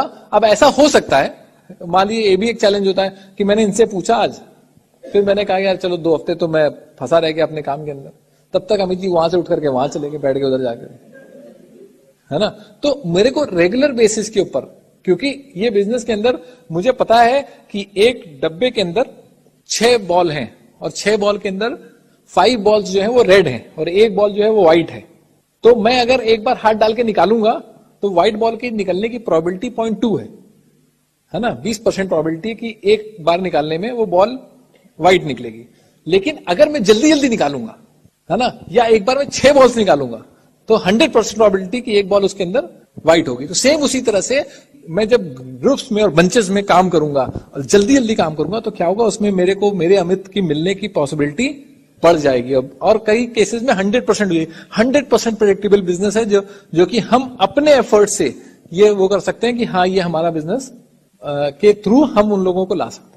तो अब क्या करना है, ये प्लान ये क्वालिफाई करते रहना जरूरी है, लोगों को प्लान दिखाना, रेगुलर बेसिस के ऊपर प्लान दिखाना। और होता क्या है कि कई बार हम खूब सारा ब्रेन टॉनिक लेते हैं लेकिन एक्शन टॉनिक नहीं लेते। कई बार होता है कि एक्शन टॉनिक ले रहे होते हैं लेकिन ब्रेन टॉनिक नहीं ले रहे होते। ये दोनों का जब बैलेंस बनता है ना तो फर्क क्या आता है वो बताता हूं आपको। एक बार एक आदमी जा रहा था रास्ते के ऊपर और रास्ते पे उसकी 3 मजदूर बैठे हुए थे और पत्थर तोड़ रहे थे। तो उसके पास भी टाइम था, उसने पहले से पूछा भाई क्या कर रहे हो? उसने कहा दिखाई नहीं देता, मैं पत्थर तोड़ रहा हूं। अच्छा, आगे बढ़ा तो देखा दूसरा था, उससे पूछा भाई तुम क्या कर रहे हो? कह रहा मैं जो है एक इमारत बना रहा हूं, एक बिल्डिंग बना रहा हूं। अच्छा, और आगे बढ़ा तो उसने कहा तीसरे से पूछा भाई तुम क्या कर रहे हो? कहते मैं जो है भगवान का मंदिर बना रहा हूं। अब ये तीनों आदमी काम क्या कर रहे हैं? एक ही काम कर रहे हैं, पत्थर तोड़ रहे हैं। लेकिन फर्क क्या है? जो एटीट्यूड के फर्क है उसका फर्क कहां दिखाई दे रहा है, रिफ्लेक्ट कहां कर रहा है? जब ऐसे जो हमारा बिजनेस है, जब हम ये सही ब्रेन टॉनिक के साथ ये बिजनेस करते हैं, कई बार होता है कि हम प्रोडक्ट सेल कर रहे हैं या हम इस महीने का टारगेट पूरा करना चाह रहे हैं या हमें कुछ लोगों को फंसाना है, ऐसा भी हो सकता है। और एक ऑप्शन है कि भाई मुझे लोगों की लाइफ चेंज करनी है। तो जब मैं पत्थर तोड़ रहा हूं तो इस बात से फर्क नहीं पड़ रहा है कि मैं कैसा तोड़ रहा हूं, लेकिन जब मैं मंदिर बना रहा हूं तो इस बात से फर्क पड़ रहा है कि मैं क्या काम कर रहा हूं। तो वो ऑटोमेटिकली वो वर्क एथिक, वो सबमिशन, वो सारी चीजें बढ़ जाती हैं जब हम एक बड़ा विजन लेकर के काम कर रहे होते हैं। और ये जब ब्रेन टॉनिक के साथ हम जब ये बड़ा विजन लेते हैं तो हम जो डेली बेसिस के ऊपर पत्थर तोड़ रहे हैं, यानी डेली बेसिस के ऊपर जो हम विटामिन नो ले रहे हैं या डेली बेसिस के ऊपर जो प्लान दिखा रहे हैं जाकर के, वो जो है मेरी प्रोसेस जो है वो काफी हद तक चेंज हो जाता है। क्योंकि मुझे पता है कि भैया इतनी बड़ी इमारत बनानी है तो मैं फाउंडेशन के ऊपर भी काम करूंगा पहले, वरना क्या होगा। अभी हमारे बहुत जबरदस्त लीडर सुगीत अजवानी जी आए थे, उन्होंने एक बहुत अच्छी बात कही। उन्होंने कहा कि भाई इस महीने के बोनस के लिए, इस साल के बोनस के लिए, इन चीजों के लिए बिजनेस मत बिल्ड करो, बिजनेस सही से बिल्ड करो, ऑटोमेटिकली ये सारी चीजें आपके पास आ जाएंगी। और अगर आप एमवे बिजनेस एक बार सही से बिल्ड कर लेंगे, हम ये नहीं कहते कि आप बहुत बड़ा बिजनेस बिल्ड कर देंगे तो कुछ होगा, आप अगर छोटा बिजनेस भी सही से बिल्ड कर देंगे एमवे का, छोटा बिजनेस का मतलब मैं कह रहा हूं 10,000 पीवी का सही बिजनेस अगर बिल्ड करते हैं। मैं आपको बताता हूं, आपने मेरे अपलाइन का नाम क्या था? मैंने बताया था आपको, मदन लाल जी, आपने नाम सुना? क्या करते थे वो? इंजीनियर थे, है ना? मदन लाल जी इंजीनियर थे। उन्होंने ये बिजनेस 2 साल किया, सिर्फ 2 साल उन्होंने सही तरीके से किया बिजनेस। क्यों 2 साल किया? क्योंकि 2 साल के बाद एक रोड एक्सीडेंट में उनकी डेथ हो गई। लेकिन वो 2 साल का सही किया हुआ बिजनेस, और उन्होंने एक एएलएस पे गए, वो प्लैटिनम फोरम हमारे साथ गए थे और बैंकॉक के ट्रिप पे हमारे साथ गए थे। उसके बाद उनकी डेथ हो गई। लेकिन वो 2 साल के किए हुए बिजनेस की वजह से आज इस बात को करीब 13-14 साल हो गए। लेकिन अब इस साल, जैसे अगले महीने हम लोग का एमवे का पेरिस का ट्रिप जा रहा है, वो 2 साल की मेहनत की वजह से इस साल उनकी फैमिली, उनकी वाइफ और उनका बच्चा पेरिस जा रहे हैं, है ना? उनका बिजनेस फाउंडर प्लैटिनम लेवल पे था जब उनकी डेथ हुई। आज बिजनेस गिर करके 15% पे नहीं गया, आज बिजनेस ग्रो हो करके सैफायर लेवल तक पहुंच गया, है ना? उनकी इनकम उस समय 30-35 हजार रुपए महीने की थी, वो 35 हजार से घट करके 8 हजार नहीं हुई, वो 35 हजार से बढ़ के 70-80 हजार रुपए महीने की इनकम पे आ गए। और इतना ही नहीं, मैं एक इंसिडेंस बताऊंगा, आप अमेज्ड हो जाएंगे सुनकर पॉसिबिलिटीज। उन्होंने अपनी ड्रीम बुक में लिखा था कि शादी की 25वीं सालगिरह हम स्विट्जरलैंड में मनाएंगे। शादी के उस समय उनके 10 साल या 12 साल हुए थे, डेथ हो गई। हमें ये बात कैसे पता चली? एमवे के फेस टू फेस इवेंट में, जिसमें नए ट्रिप्स अनाउंस होते हैं, उसमें अनाउंस हुआ कि हम लोग नॉर्मली साउथ ईस्ट एशिया का ट्रिप ले रहे थे। उन्होंने, कंपनी ने अनाउंस किया कि हम एक मेगा एलएस करेंगे और आपको स्विट्जरलैंड लेके जाएंगे। हमारी अपलाइन बहुत इमोशनल हो गई उस दिन, उनकी वाइफ, और उन्होंने हमें बताया कि भाई ये वो उन्होंने लिखा था कि 25वीं सालगिरह हम वहां मनाएंगे। हमने कहा अच्छी बात है, स्विट्जरलैंड चलेंगे। तो मैंने कहा बढ़िया बात है। तो उन्होंने कहा नहीं, हमारी शादी की सालगिरह है इसी साल, 25वीं सालगिरह। हमने कहा अच्छा। लेकिन हमने कहा कि एमबे का ट्रिप होता था नवंबर दिसंबर के महीने में, जैसे भी हम लोग जा रहे हैं दिसंबर के महीने में जा रहे हैं, उनकी शादी की सालगिरह थी मई के महीने में। हमने कहा ये तो आपकी शादी सालगिरह मई में है, कोई बात नहीं, हम लोग सेम ईयर तो जा ही रहे। लेकिन तब तक क्या हुआ, एमवे ने कहा कि भाई कुछ वो टाइमिंग ऐसी सेट हुई कि एमवे ने कहा कि हम आपको मई के महीने में लेकर के जाएंगे। हम लोग ने जब सुना मई का महीना, तो फिर क्या हुआ, काफी सारे लोग इंडिया से जाते हैं तो कई बैचेस में जाते हैं। हम लोग हमेशा फर्स्ट बैच में जाते हैं।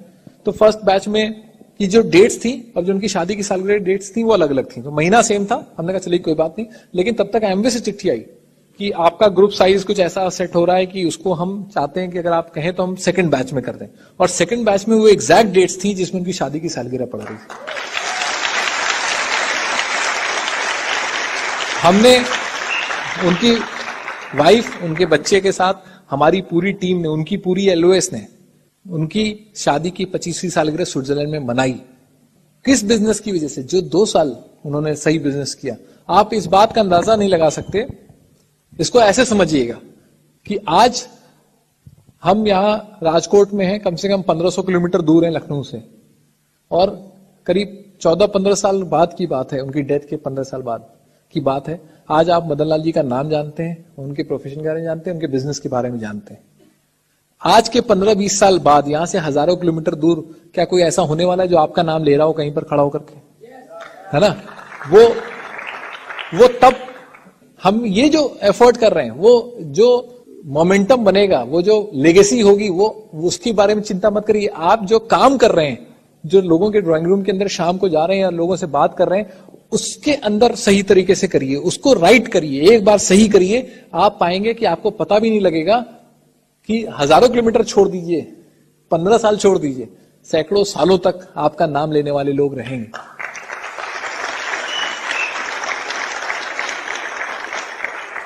ऐसा ही बिजनेस बनाना चाहते हैं ना, है ना? और इसमें कुछ कैरेक्टर की भी जरूरत पड़ेगी, और मैं चाहूंगा कि अंकिता को बुलाऊं और वो आपसे आकर के थोड़ी इसके बारे में बात करें आगे की।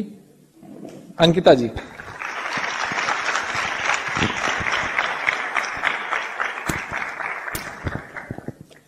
नमस्कार। नींद तो नहीं आ रही आप लोग को? बोर तो नहीं हो रहे हैं? पक्का? अच्छा, हमारे लखनऊ में क्या होता है कि जब टीचिंग सेशन स्टार्ट होता है तो फिर लोग सोने लग जाते हैं।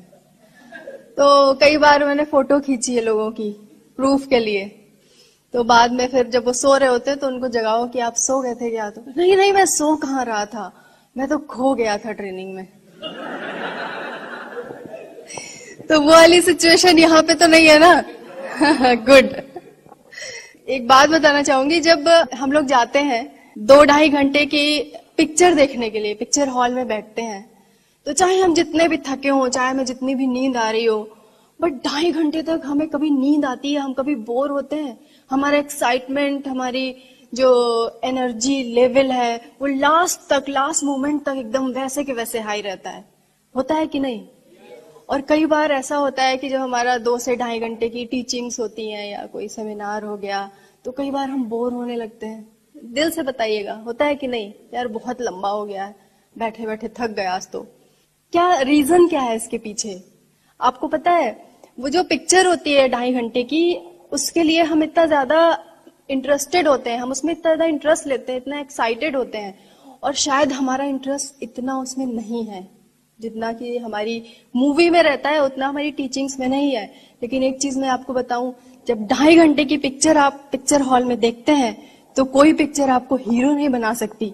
एक बार क्या हुआ कि मेरे यहाँ पे शादी थी, तो शादी की शॉपिंग के लिए बार बार आना जाना हो रहा था। एक ही शॉप पे, पर्टिकुलर एक शॉप है वहां पे, काफी बड़ी है। तो वहां पे जो साड़ियां दिखाते थे हम लोग को, साड़ियां और सूट, तो उनसे हम लोग की थोड़ी बहुत जान पहचान हो गई। तो 2-4 बार हम लोग गए, तो उसके बाद उन्होंने कहा कि मैडम एक बात बताइए। हमने कहा हाँ पूछिए। तो वो बोले कि आपके हस्बैंड करते क्या हैं? तो हमने कहा कि मैं और मेरे हस्बैंड दोनों लोग एमवे बिजनेस करते हैं। तो बोले कि एमवे? हमने कहा हाँ एमवे। आप किसी को बताइए कि अगर आप एमवे बिजनेस कर रहे हैं तो एक पॉज और उसके बाद लंबा सा एमवे, जैसे कि एमवे नहीं कर रहे हैं, पता नहीं क्या गुनाह कर दिया है। हमने कहा हाँ एमवे क्यों, आपको पता है इसके बारे में? हाँ पता है, वो हमारे दिल्ली में एक हमारे जानने वाले थे रिश्तेदार, वो करते थे, तो उनके नीचे हमने भी ज्वाइन किया था। और सबके बस की बात नहीं है एमवे फेमवे करना, हमसे तो नहीं हो पाया, हमने छोड़ दिया। हमने कहा एकदम सही कह रहे हैं शुक्ला जी, आप सबके बस की बात नहीं है एमवे फेमवे करना, क्योंकि इसको करने के लिए ना एक स्किल चाहिए, इसको करने के लिए आर्ट चाहिए, इसको करने के लिए पैशन चाहिए। वो बहुत कम लोगों में ऊपर वाला देता है, सबके बस की बात नहीं जो एमवे बिजनेस कर ले। तो उन्होंने स्माइल किया, बोले आप एकदम सही कह रही हैं। फिर चलते चलते मैंने कहा कि अगर आप बुरा ना माने तो आपका मोबाइल नंबर मैं ले सकती हूँ? तो बोले हाँ हाँ बिल्कुल ले लीजिए। तो मोबाइल नंबर मैंने उनका फीड किया और मैंने उनसे पूछा कि ये बताइए आप व्हाट्सएप पे हैं? तो बोले कि अरे बेटा आजकल व्हाट्सएप पे कौन नहीं होता है। हमने कहा हाँ ये भी सही कह रहे हैं। बोले वैसे तुम करोगी क्या? हमने कहा है कि हम जब अपनी टीम के साथ पेरिस में एफिल टावर पे घूम रहे होंगे ना, तो एक सेल्फी खींच के आपको व्हाट्सएप पे भेजेंगे और लिखेंगे कि Shukla ji I am missing you very very much. तो अगली बार आपको भी कोई ऐसा मिले तो प्लीज उसका नंबर लेना मत भूलिएगा, और जब आप एफिल टावर की सैर कर रहे होंगे तो उसको आप अपनी सेल्फी खींच के जरूर भेजिएगा।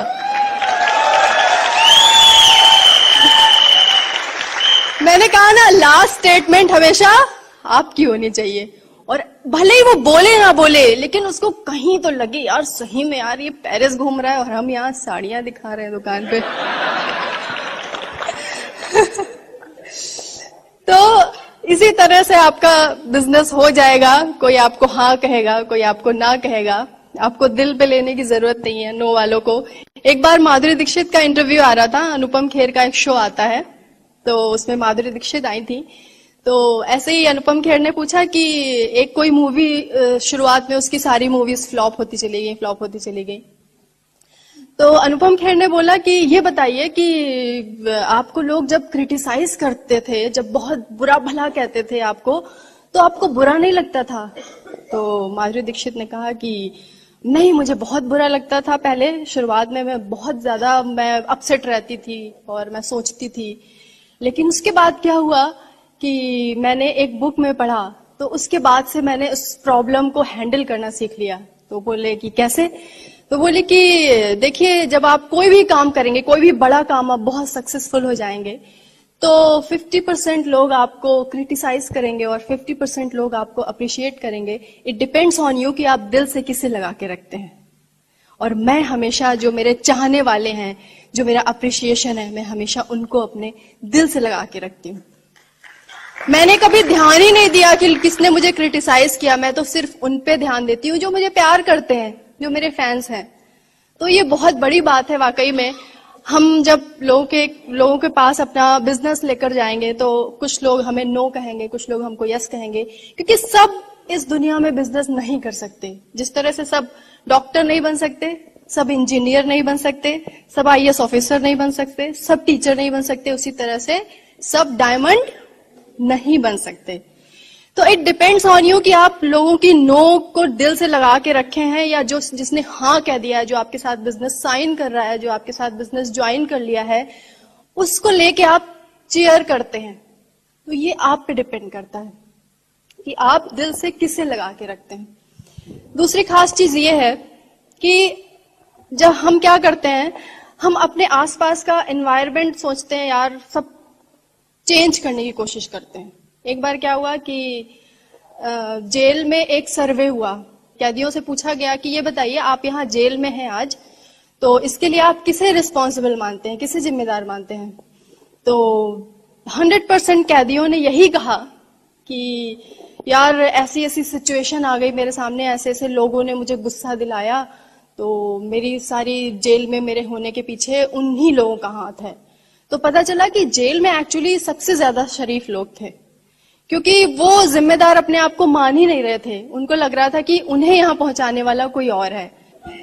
इसी तरह जब एक भ्रष्ट नेता घोटाले में पकड़ा गया, तो उससे पूछा गया कि ये बताइए कि आप जो भ्रष्टाचार कर रहे हैं, आप घोटाले में पकड़े गए, तो इसके लिए आप किसे जिम्मेदार समझते हैं, आप ये जिम्मेदारी लेते हैं क्या? तो वो कहता है ना बिल्कुल नहीं। तो पूछते हैं क्यों, पत्रकार पूछते हैं क्यों? तो बोले कि मैं कैसे जिम्मेदार हूं, इसके लिए जनता जिम्मेदार है, जिसने मुझे वोट दिया। वो जानती थी कि मैं भ्रष्ट हूं, फिर भी उसने मुझे वोट दिया। तो हम क्या करते हैं कि हमारी जो रिस्पॉन्सिबिलिटी होती है, उसके लिए हम हमेशा सामने वाले को ब्लेम करते हैं। हम कभी आगे बढ़कर जब कुछ अच्छा होता है तो हम सारा का सारा क्रेडिट खुद ही लेने की कोशिश करते हैं, लेकिन जब कुछ बुरा होता है तो हम क्या करते हैं कि सारी रिस्पॉन्सिबिलिटी दूसरे पे थोप देते हैं, सारा ब्लेम हम दूसरे पे थोप देते हैं। और ये बिजनेस ऐसा है कि जब कुछ खराब हो तो आगे बढ़ के एक लीडर की तरह सारी रिस्पॉन्सिबिलिटी आप अपने ऊपर ले लीजिए, और जब कुछ अच्छा हो तो सारा का सारा क्रेडिट अपनी टीम को दे दीजिए। आपका बिजनेस दौड़ेगा।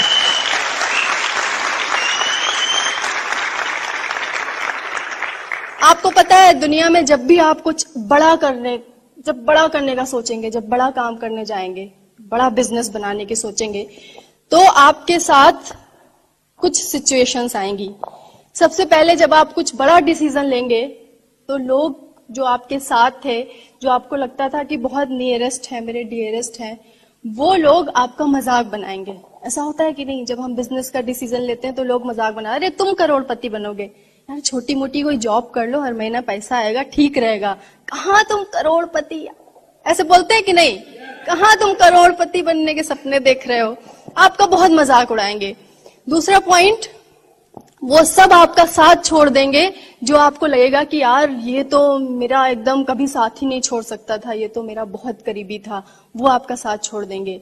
नंबर थर्ड, वो जो आपके बहुत करीबी थे वो आपके अगेंस्ट हो जाएंगे, आपका विरोध करेंगे जो आप कर रहे हैं, आपको मना करेंगे कि ये काम मत करो। और नंबर फोर्थ, सबसे लास्ट लेकिन सबसे इंपॉर्टेंट पॉइंट है कि जिस दिन आप सक्सेसफुल हो जाओगे उस दिन वही लोग आपके पास आएंगे और कहेंगे, यार मुझे तो पहले ही पता था कि तू एक ना एक दिन कुछ बड़ा जरूर करके दिखाएगा।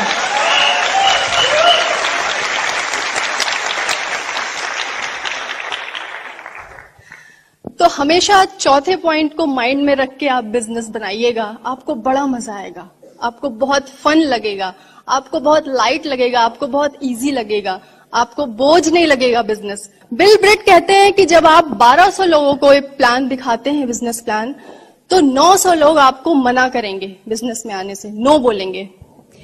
900 में से 300 लोग बचे जो आपके साथ बिजनेस साइन अप करेंगे, और 300 लोगों में से 85 लोग ऐसे होंगे जो आपकी बात को सुनेंगे, और 85 में से 35 लोग ऐसे होंगे जो सीरियसली आपके साथ कमिटेड होंगे, और 35 में से 11 लोग ऐसे होंगे जो आपको मल्टी मिलियनेयर बना देंगे।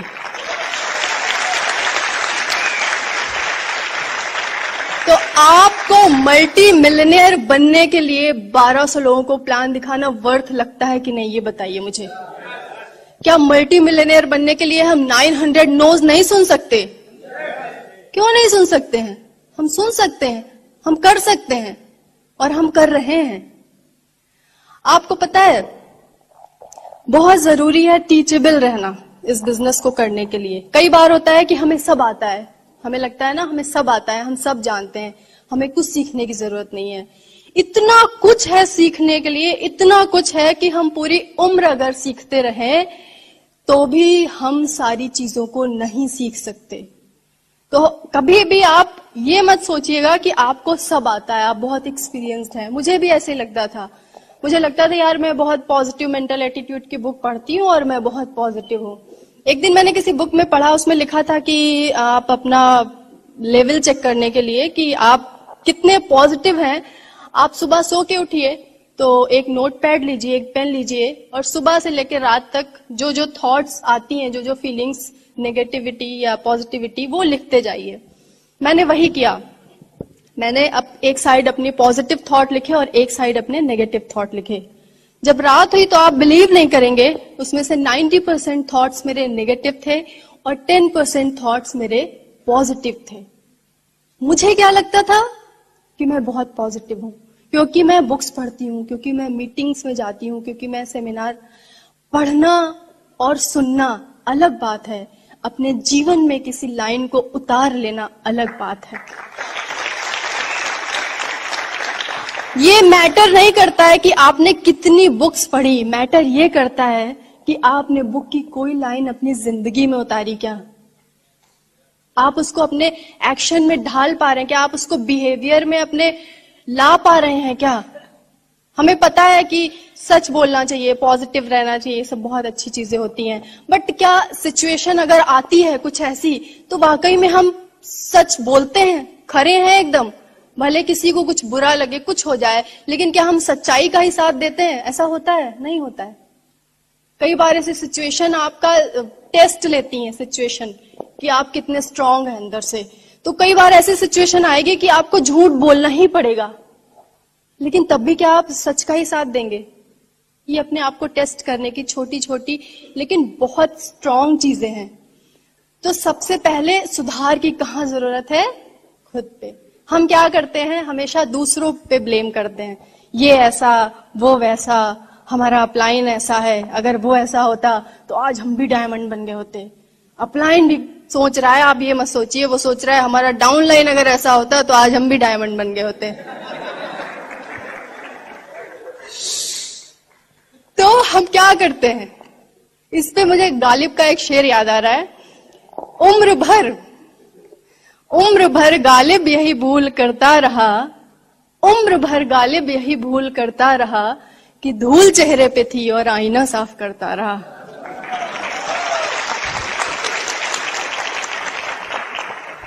हम सोचते हैं कि यार अपने फ्रेंड्स बदल दो, अच्छे अच्छे लोगों से दोस्ती कर लो, सब कुछ अच्छा हो जाएगा, रिच लोगों से दोस्ती कर लो, हमारे पास ही पैसा आ जाएगा। हम सोचते हैं कि चलो अच्छे अच्छे ब्रांडेड कपड़े पहन लें, हो सकता है हमारी पर्सनालिटी चेंज हो जाए। हम सोचते हैं कि चलो बहुत महल जैसा घर बनवा लेते हैं, हो सकता है कुछ बदल जाए। लेकिन जहां सबसे ज्यादा चेंज होने की जरूरत है, खुद पे, उसको कभी चेंज करने की कोशिश नहीं करते। सबसे ज्यादा चेंज होने की जरूरत है तो खुद पे।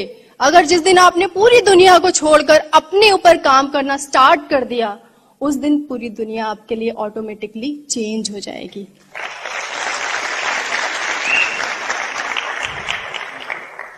तो सबसे ज्यादा काम करने की जरूरत कहाँ है?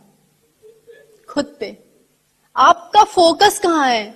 आपके रिजल्ट्स अगर आपके अकॉर्डिंग नहीं मिल पा रहे हैं तो कहीं ना कहीं जरूर आपके फोकस में कोई गड़बड़ी है। आप ये सोचो ना कि आप पूरे दिन भर में क्या बोलते हो। कई बार ऐसा होता है ना, हम सोचते हैं यार, कंप्लेन करते रहते हैं, यार ये ऐसा है, वो वैसा है, वो सिचुएशन ऐसी है, मेरे साथ ये प्रॉब्लम है, मेरे साथ ये परेशानी है। तो हमारा फोकस कहाँ है? कंप्लेन पे और प्रॉब्लम्स पे। हम कभी ये सोचते हैं कि हमारे पास ये है जो है, हम उसके लिए ग्रेटफुल हैं? आप सोचिए कितने सारे ऐसे लोग होंगे जिनको खाने को नहीं मिलता है दिन भर में, कितने सारे ऐसे लोग होंगे जिन्हें कपड़े पहनने के लिए नहीं मिलते हैं, कितने सारे ऐसे बच्चे होंगे जिनको एजुकेशन नहीं मिल पा रही है पढ़ाई की वजह से, पैसे की वजह से, उनके पास पैसे की इतनी कमी है।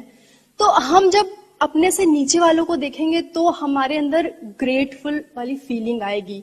कितने लोग सुबह उठ के भगवान को थैंक यू बोलते हैं? इसलिए क्योंकि शायद बहुत सारे लोग रात में सोए होंगे, सुबह उठे ही नहीं। उसने हमें एक नया दिन दिया ना। इन छोटी छोटी चीजों के लिए जब आप ग्रेटफुल होना शुरू करेंगे तो ऑटोमेटिकली आप बहुत सारी ऐसी चीजें अट्रैक्ट करेंगे जिनके लिए आप ग्रेटफुल हो। और अपनी हर सिचुएशन, अपनी हर छोटी छोटी चीजों के लिए अगर हम कंप्लेन करते रहेंगे तो अपनी लाइफ में आप बहुत ऐसी सारी चीजें अट्रैक्ट करेंगे कि आप कंप्लेन ही करते रह जाएंगे और कुछ नहीं कर पाएंगे। क्योंकि जिन चीजों में हमारी एनर्जी फ्लो होती है, हम जिन चीजों के बारे में बात कर रहे हैं, हम जिन चीजों पे फोकस कर रहे हैं, हम जिन चीजों के बारे में सोच रहे हैं, उधर क्या कर रहे हैं? हम जाने अनजाने अपनी एनर्जी फ्लो कर रहे हैं। और जिन चीजों में हम अपनी एनर्जी फ्लो करते हैं वो सारी चीजें हमारे पास आती हैं, हम उन्हीं चीजों को अट्रैक्ट करते हैं। तो अगर आपके रिजल्ट्स वैसे नहीं हैं जैसे आपको चाहिए, तो कहीं ना कहीं सबसे पहले चेंज होने की जरूरत कहाँ है? अपने थॉट प्रोसेस को चेंज करिए। आप देखिए कि आपका फोकस कहाँ होना चाहिए था और कहाँ है। जब आप अंदर से चेंज करेंगे, वही चीज है ना कि हमने सीड डाला है करेले का और हम एक्सपेक्ट कर रहे हैं कि यहाँ पे पेड़ बड़ा होगा तो उसमें से कोई मीठा एप्पल निकलेगा। हम बहुत वेट करते हैं सीड डाल के करेले का, हम वेट करते हैं कि पेड़ बड़ा हो रहा है, अब एप्पल निकलने वाला है। तो आप क्या देखते हैं? पेड़ बड़ा हो रहा है लेकिन उसमें से एप्पल नहीं करेला निकला है। तो आपको गुस्सा आता है, फिर आप पेड़ को कट कर देते हैं, फिर कहते हैं कि इस बार एप्पल निकलना चाहिए। फिर दोबारा फिर देखते हैं आप, फिर उसमें से करेला निकल रहा है। आप बहुत हैरान परेशान हो जाते हैं। फिर आपको सोल्यूशन तब मिलेगा जब आप पेड़ को जड़ से उखाड़ के फेंक देंगे और वहां पे एप्पल का सीड डालेंगे, तब वहां पे एप्पल निकलेगा। सबसे पहले सीड डालिए अपने माइंड में पॉजिटिविटी का। आप डायमंड बनेंगे, आपको डायमंड बनने से कोई नहीं रोक सकता, लेकिन कुछ भी बनने से पहले जरूरत है एक अच्छा इंसान बनने की। अगर आप एक अच्छे इंसान बन गए ना, तो इस धरती पे आपसे अमीर कोई नहीं है। पता है, पैसा कमाना बहुत बड़ी बात नहीं है, पैसा आप कमा ही लेंगे किसी ना किसी प्रोफेशन में, लेकिन एक सच्चा और एक अच्छा इंसान बनना बहुत मुश्किल है। तो अंदर से अपने आप को चेंज करिए। आप देखेंगे कुछ लोग ऐसे होते हैं ना, उनकी वाइब्रेशन ऐसी होती है कि आपको मन करेगा यार हम उनके साथ रहें, उनसे बातें करें, उनके साथ चिपके रहें जितनी देर वो रहें। और कुछ लोग ऐसे होते हैं कि हम दूर से देखते हैं और रास्ता बदल लेते हैं, यार ऐसा ना हो वो चिपक जाए आके। होता है कि नहीं? वो क्या होता है, एक्चुअली जो हमारे अंदर है वो बाहर रिफ्लेक्ट करता है। हमारी वाइब्रेशन वैसी होती है जैसी हमारी थिंकिंग होती है, जैसे हमारे थॉट्स होते हैं। आपको पता है एनिमी कहीं बाहर नहीं है, एनिमी हमारे अंदर है। एनिमी क्या है? एंगर। एनिमी क्या है? जेलसी। एनिमी क्या है? Criticism, fear. ये सब एनिमी है। तो आप अगर कहीं बाहर ढूंढ रहे हैं तो बाहर नहीं है, सारी चीजें आपके अंदर है। चेंज होने की जरूरत किसे है? खुद को। और जिस दिन आपने अपने आप पे काम करना शुरू कर दिया, खुद को चेंज कर लिया, सेल्फ रियलाइजेशन हो गया।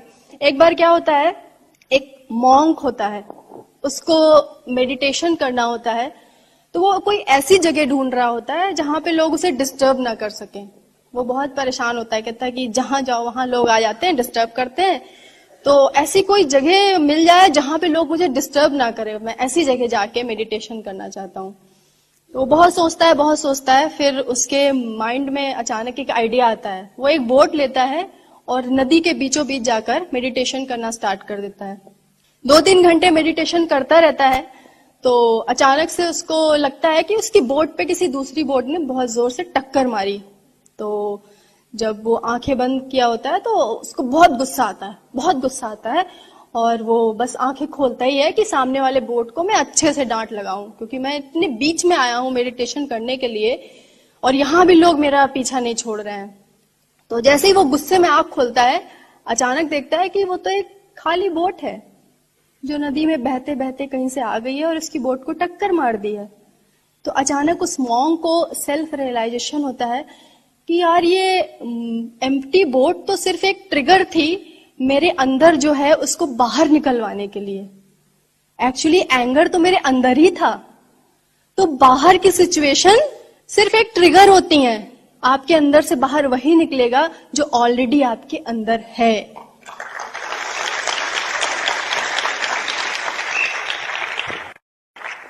आप कहते हो ना कि सिचुएशन के हिसाब से हम चेंज हो जाते हैं, हमें गुस्सा आता है किसी को देख के। कई बार ऐसा होता है ना कि किसी को देख लो तो इरिटेशन होता है, यार मैं उसकी शक्ल नहीं देखना चाहता। ऐसा नहीं होता है, गुस्सा आपके अंदर पहले से ही है। अगर आपको अंदर गुस्सा नहीं है तो आपके सामने कोई भी सिचुएशन आए, कोई भी इंसान आ जाए, आपको गुस्सा नहीं आएगा। लेकिन अगर आपको है अंदर से गुस्सा, तो फिर कैसे भी सिचुएशन जरा सा भी आपके अकॉर्डिंग काम नहीं हुआ तो आपको गुस्सा आएगा। और एंगर हमारा बहुत बड़ा एनिमी होता है। एंगर से हम किसी और का नुकसान नहीं करते हैं, हम किसी और को बुरा भला कह रहे हैं। ठीक है, किसी ने हमको 1 साल पहले हर्ट किया, कुछ ऐसा कहा जिससे हमारी फीलिंग्स हर्ट हो गई। ठीक है, अब हम क्या करते हैं कि 1 साल बाद भी उसी बारे में सोच सोच के परेशान है, हैरान है। वो बंदा पता नहीं कहाँ चला गया, मस्ती में झूम रहा है कहीं, और हम एकदम अपना दुखड़ा रोए चले जा रहे हैं। जो मिल रहा है उसको बता रहे हैं, यार उसने मुझसे ऐसे कहा था, यार उसने मुझसे ऐसे कहा। हम इतने बड़े नेगेटिव थॉट को जो खत्म हो चुका है अभी तक ढो रहे हैं अपने माइंड में। जो खत्म हो गई हैं चीजें उनको भूल जाइए, अपने माइंड को ब्यूटीफुल बनाइए। आपको डायमंड बनना है, आपको क्राउन बनना है। ऐसे रीजन बनाइए अपनी लाइफ में ताकि आपको काम करने में मजा है। आपको पता है, एक छोटा सा पत्थर आप पानी में डालिए तो जो उसकी रिपल्स होती हैं कितनी दूर तक जाती हैं। कभी एक छोटा सा पत्थर मार के देखिए पानी में, उसकी रिपल्स बहुत दूर तक जाती हैं, आपको पता भी नहीं चलेगा कहां तक गई हैं। तो आपको खुद ही नहीं पता है कि आपका एक छोटा सा डिसीजन कितनी सारी फैमिलियों की जिंदगी चेंज कर सकता है।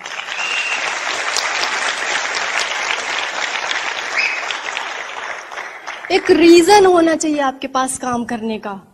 एक बार एक बेटे ने अपनी माँ से कहा कि माँ, तूने मेरे साथ बहुत किया है और अब मुझे समझ में आ गया है, और तूने मेरे साथ जितना भी किया है अब मैं उन सब के लिए तुझे कुछ देना चाहता हूँ, उन सब का मतलब बदले में मैं तेरा कर्ज चुकाना चाहता हूँ।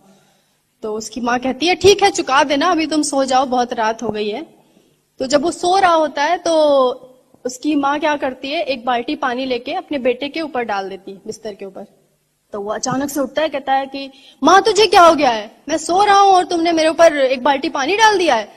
तो माँ कहती है कि अभी तो मैंने तुझसे सिर्फ एक रात का हिसाब मांगा है बेटा, ऐसे तो पता नहीं कितनी रातें पड़ी हैं अभी।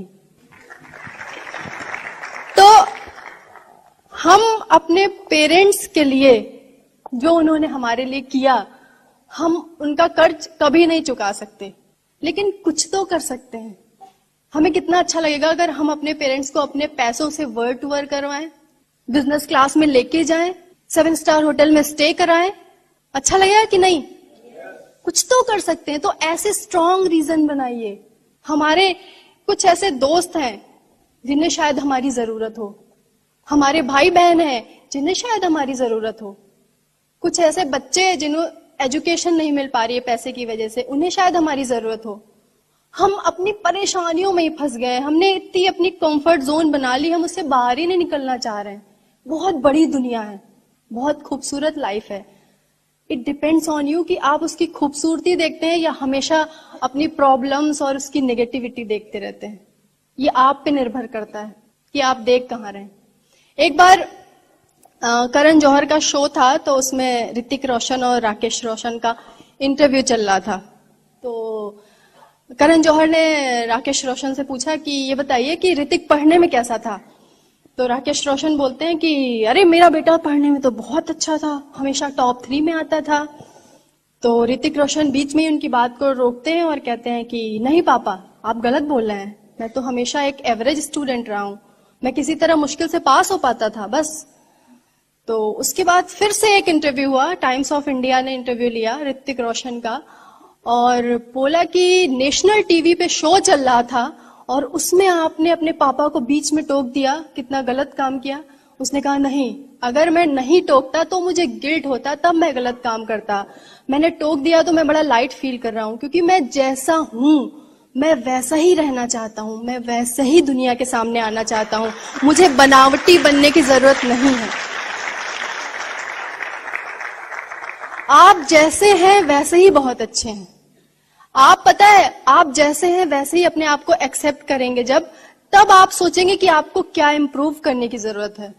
हमारे पास बहुत पैसा नहीं है तो हमें दिखाने की जरूरत नहीं है महंगे महंगे कपड़े ब्रांडेड जबरदस्ती खरीद के कि हम बहुत पैसे वाले हैं। आप जैसे हैं वैसे ही बहुत अच्छे हैं, उसके लिए ग्रेटफुल रहिए।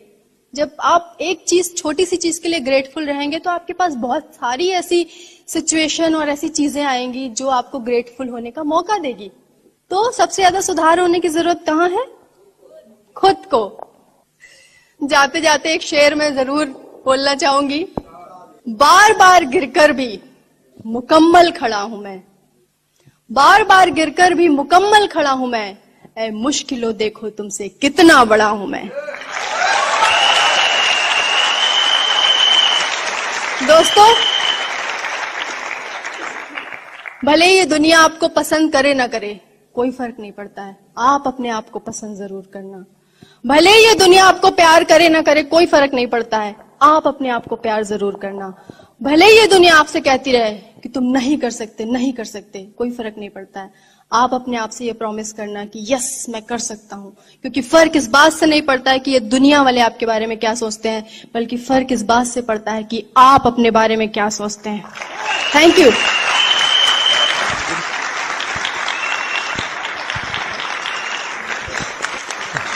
देखिए,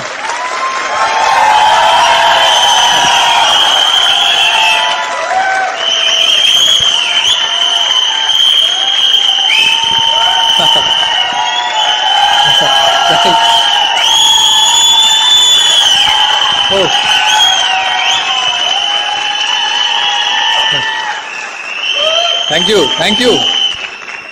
देखिए, आपने बेसिकली एक पॉइंट हमारा रह जा रहा है, उसको इसके बारे में बात कर लें। जो बहुत इंपॉर्टेंट पॉइंट है वो है अपलाइन कम्युनिकेशन। क्योंकि जब अपलाइन से आप कम्युनिकेशन करते हैं तो अपलाइन करती क्या आपके लिए, जो बेसिक काम सबसे करती है वो मैं आपको दिखाता हूं। अंकिता जी 1 मिनट आएंगे क्या इधर?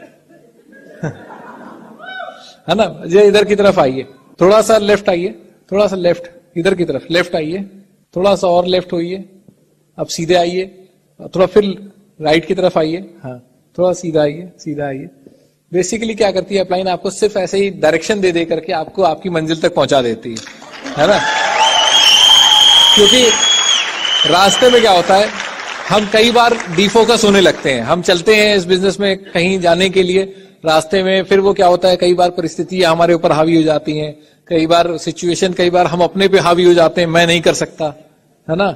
हम भी अपने पर हावी होने लगते हैं, भाई कैसे तुम कर सकते हो, है ना। तो इन सारी चीजों में क्या होता है कि जब अपलाइन के साथ, मेरी स्टोरी में आपने काफी डिटेल में इसको समझा कि मेरे पास सबसे बड़ा एडवांटेज यही था कि मेरे पे कोई पीछे का एक्सपीरियंस नहीं था, है ना। कई बार ऐसा होता है कि हमारे पास जो एक्सपीरियंस होता है वो भी हम पे हावी होने लगता है कि भाई हमें पता है, हम जानते हैं। लेकिन जब अपलाइन के साथ हम शेयर करते हैं, और अपलाइन हमेशा एक हेलीकॉप्टर व्यू लेता है हमारे बिजनेस का। हम अपने बिजनेस को जब देख रहे होते हैं तो ऐसे देख रहे होते हैं, लेकिन अपलाइन जब हमारे बिजनेस को देख रहा होता है तो ऊपर से देख रहा होता है, तो हमें बेटर गाइड करता है।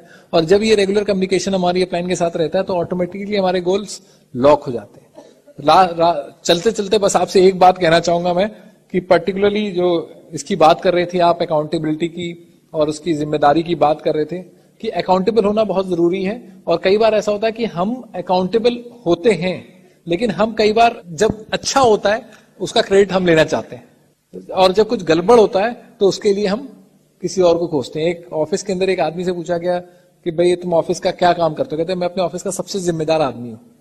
कहते मतलब, कहते कोई भी गलती होती है उसका जिम्मेदार मुझे ही माना जाता है वहां पे। तो हमें जिम्मेदार होना, लेकिन हम खोजते हैं कई बार, जब गलत होता है तो उसका जिम्मेदार कोई खोजा जाता है, और जब सही होता है तो उसका जिम्मेदार हमें पता है कोई और नहीं, हम है ना। लेकिन आपको ये समझना है, गलत आज तक हमारी लाइफ में कुछ भी हुआ हो, मान लेते हैं आपकी लाइफ में बहुत गलत हुआ पीछे, हम आपसे कहेंगे कि आपकी लाइफ में आज तक जो भी गलत हुआ उसके लिए बहुत सारे लोगों को नहीं, किसी एक आदमी को अपने आज तक की जो भी आपकी लाइफ की गलती हुई उसके लिए उसको जिम्मेदार मान लीजिए, किसी एक आदमी को। तो पहला काम क्या करना है, अब तक की लाइफ में मेरी जो भी गलती हुई है उसके लिए हम किसी एक आदमी को जिम्मेदार मानते हैं, ठीक है। वो कोई भी हो सकता है, वो कोई मेरा दोस्त हो सकता है, वो कोई मेरा टीचर हो सकता है, वो कोई मेरे फादर हो सकते हैं, कोई हो सकता है। वो जब मैं पैदा हुआ उस समय जो प्राइम मिनिस्टर थे वो भी हो सकते हैं, कोई हो सकता है। लेकिन एक आदमी ऐसा जिसको मैं आज तक की अपनी जिंदगी की सारी गलतियों का जिम्मेदार उसको मानता हूं, जो भी गलत हुआ मेरे साथ। दूसरा काम हमें क्या करना है, हमें उस आदमी को जिसको हमने अपनी गलतियों का जिम्मेदार माना है उसको दिल से माफ कर देना। हमने कहा यार चलो कोई बात नहीं, मेरी लाइफ में आज तक जो भी गलती हुई तुमने की, मैं तुमको दिल से माफ करता हूं, आई फॉरगिव यू। और तीसरा काम क्या करना है कि इस पॉइंट ऑफ टाइम के बाद से, आज के बाद से मेरी लाइफ में जो भी सही होगा चाहे गलत होगा उसका जिम्मेदार कोई और नहीं होगा, सिर्फ और सिर्फ मैं खुद होऊंगा।